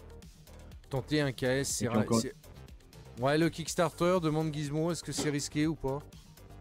Au jour d'aujourd'hui, c'est plus risqué que ça l'était avant, parce qu'il y a eu trop de choses qui sont pas allées jusqu'au bout. Après, à mon niveau, je pense que si je faisais un KS, je pense que je prendrais pas trop de risques. En fait, ça accroche, ou si les gens accrochent ou accrochent pas. Mais il faudrait faire une phase de pub, de communication intensive. Et là, pour le coup, c'est très, si je le faisais, ce serait beaucoup trop tôt, tu vois, par exemple. Et puis c'est extrêmement chronophage de faire un KS, donc ça demande pas les mêmes infrastructures, moi je trouve, de faire un KS. Ah oui, et sur le KS, tu perds pas énormément. Après, il faudra que je fasse un truc un peu plus quali que ce que je vous ai montré ou que j'ai en proto. Oui, bah là mais, t'es encore en phase de proto, mais au moins mais c'est pareil, on a ça fait la demande un présentation, investissement tes règles un sont peu plus poussé, quoi. déposées, voilà. Ok, est-ce qu'il y a des questions dans le chat? N'hésitez pas à poser des questions. Est-ce que tu veux rajouter des choses précises, Keycord? Non, après, comme je dis, il y a de grandes chances que je fasse une demande. Oui, alors après, un prototype, ça y est, le prototype, il est fait. Hein, le prototype, il est ce que vous avez vu. Il y a déjà tout. Donc là, pour l'instant, ça suffit largement. Si un éditeur avec ce qu'il y a là, il n'est pas intéressé, c'est que le jeu ne l'intéressera pas du tout. Enfin, je veux dire, tous les principes du jeu, ils sont. Donc oui, voilà, ouais. là, voilà. Si j'investis dans un prototype plus quali, on va dire, c'est parce que j'ai dans l'idée en tête de faire un KS ou autre chose. Mais à date, j'ai pas besoin de plus que ce que j'ai déjà fait actuellement. Oui, et puis sauf mettre à jour les profils, puisque pour 2-3, vous avez vu, ils sont plus à jour, mais globalement, il n'y a rien à changer. Rien ne t'empêche aussi de partir sur la solution, je sais plus comment que ça s'appelait ce jeu, la Ranger, où tu as, où chacun choisit les figurines qu'il veut en fait pour pouvoir. Absolument. Voilà. Et tu n'as qu'un bouquin de règles à sortir au final. Avec après, une des possibilités aussi, c'est effectivement de mettre les règles en PTF gratuite ou pas cher du tout, et mettre le reste en version imprimable. Charge à vous de le mettre en plastifié ou pas, en fonction de ce que vous voulez, pour jouer avec. Ça, c'est un peu ce que je disais tout à l'heure. Là, au jour d'aujourd'hui, j'ai envie de dire, la tendance irait plus vers ça, mais j'en suis pas là encore non plus, donc voilà, j'en suis au début de la réflexion. D'accord. Ouais. Parce que c'est vrai que moi, je me disais faire éventuellement, tu vois, un joli bouquin genre format BD comme a fait TGCM pour son bouquin de règles, tu vois. Et voilà, bah, tu mets les factions de base que tu voulais dans le jeu, plus les règles. Et puis tu peux très bien rajouter un petit encart avec les différents points de terrain pas plastifiés, mais en papier assez épais à l'intérieur en plus, quoi. Et puis les différentes possibilités de cartes de mission. Ça pour moi, c'est quelque chose, par exemple, qui peut être envisageable et qui serait pas énorme en termes de coût, quoi. Soit voilà un format de boîte, petite boîte carrée avec tous les éléments de jeu en plastifié ou en cartonné à l'intérieur, ça pourrait être très bien. En toute franchise, moi j'avais dit si jamais un jour je suis édité, je verrais plus, tu vois, Oui, pardon les fausses, j'ai dit au jour sortir. d'aujourd'hui. Je verrais plus une boîte avec les règles, le matériel pour jouer, c'est-à-dire les règles, les cartes missions, les trucs, et puis une boîte avec une faction, tu vois, ou avec 2 factions dedans à côté, tu vois, pour pas bloquer et voilà. D'accord. Après, moi, ce que serait un ce que truc dit avec Gizmo n'est pas ce qu'il con, faut ouais. pour jouer. Ce que dit Gizmo n'est pas con. Pour moi, c'est investissement de support tier cartes, règles et puis jeu agnostique, exactement. Ouais. C'est Alors vrai, après, je si vous pense- voyez, moi, les trucs que vous avez sur l'image, bon, tous les trucs sont plastifiés, les standees sont plastifiés. J'ai pris des supports pour justement mettre les standees pour que ça tienne bien, donc des sur plastique. Voilà, il y a déjà pas mal de choses. Donc voilà, je peux pas faire grand plus à mon niveau. Après, j'ai pas les compétences pour faire des trucs plus quali, on va dire, en termes de design du truc. Voilà, j'ai pas ces compétences-là, ni pour faire un bouquin quali, c'est pas dans mes compétences. Enfin. Voilà, et puis de vous à moi, j'ai pas non plus de temps à consacrer à faire ces recherches-là, donc voilà. Bah oui, ça reste très chronophage. Vu déjà le taf que tu as fourni pour faire ça, en plus de ta vie réelle, c'est quand même, beau travail, quoi. Oui, Gizmo, Ah oui, bah, je pour pense que représenter- il lui reste plus que ça pour pouvoir finaliser une présentation, mettons un salon, un truc comme ça, mais je pense qu'il a encore 2-3 petits trucs à Voilà, peaufiner après, moi, avant de le honnêtement, si j'avais à refaire un truc, moi en premier, ce serait les. Voilà, pour moi, ce qui aurait éventuellement à refaire, mais ça, je le ferai si j'ai du temps et si j'arrive à trouver quelque chose qui soit bien, c'est de refaire les plateaux avec les cases, les trucs qui sont vite fait sur le truc. C'est ça, à la limite, je les referai. Tu les refais c'est en pas numérique, super c'est pas compliqué. bien compliqué. Hein. Voilà, mais ça, au jour d'aujourd'hui, c'est pareil. J'ai pas pas que j'ai pas les compétences, c'est que j'ai pas T'as pas le temps. j'ai pas le temps à faire ça pour au jour d'aujourd'hui. C'est pas dans ma priorité pour l'instant, ce que j'ai, c'est fonctionnel et ça suffit. Voilà. Ouais, voilà, ouais. Eh ben écoute, moi je trouve ça très très bien. Je trouve ça franchement intéressant. Voilà, ton petit logo là, on met ton petit logo pour terminer. Je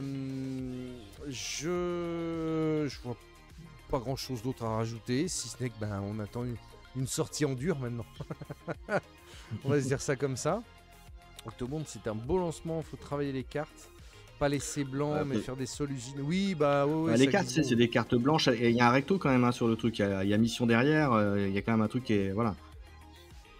Mais ça c'est pas hyper compliqué. C'est secondaire. Pour moi, c'est secondaire. Voilà, c'est ça. À la limite, quand tu me demanderas, je te ferai 2-3 dessins. Tu me diras ce que t'en penses. Et ça, c'est. Moi, j'ai les compétences sur Photoshop. Je pourrais te les faire si tu veux les trucs. Donc c'est pas trop un problème. Tu me demanderas, on en reparlera. On verra ça. Ça, y a pas de problème. Voilà. Bon, et je pense qu'on a bien fait le tour. Qu'on a bien décomposé ton jeu. Qu'on a bien tout présenté. En tout cas, j'espère que ça vous a plu et que pour ceux qui ont vu ça vous a donné envie d'essayer. Voilà. Après. Voilà, ouais. Après, ça peut ne pas plaire aussi. Hein. Voilà, l'émission là sert aussi à présenter le jeu et que cette présentation-là puisse te sécuriser aussi tes comment on appelle ça ta attends, Scholarful Mini, je crois que j'ai déjà contacté parce qu'il faisait il me semble qu'il a fait du Warcry, il me semble, et j'ai été en contact avec lui. Faudrait que je lui demande alors. Si c'est celui auquel je pense, je l'ai en contact. Ah mais de rien, gros loupard, on préparait ça depuis quelques semaines déjà. Et je remercie énormément Keycord de m'avoir gardé l'exclusivité et la primeur de la présentation du jeu lors d'un live. Parce que c'est vraiment très très gentil à lui. Ce qu'il aurait pu, ça fait un petit bout de temps que son jeu est prêt déjà. Hein, qu'il aurait pu l'envoyer ailleurs. D'ailleurs, je crois que tu as les projet de le présenter sur d'autres chaînes, il me semble, mais que tu m'avais gardé l'exclusivité pour le moment de la première présentation. Ah bah, moi, comme je t'avais dit, je ferai certainement un truc sur, entre guillemets, sur ma propre chaîne directement, un live et peut-être une vidéo et probablement une partie TTS d'ailleurs. Voilà, donc s'il y en a un de vous qui veut, comme je disais tout à l'heure, vous me le dites et puis on essaiera de se caler ça. Et puis on essaiera d'avoir Hiroshi dans le chat pour faire les commentaires. Voilà. Pas de soucis. Eh ben écoute, Keycord, je te remercie beaucoup de m'avoir fait confiance pour la présentation de ton jeu.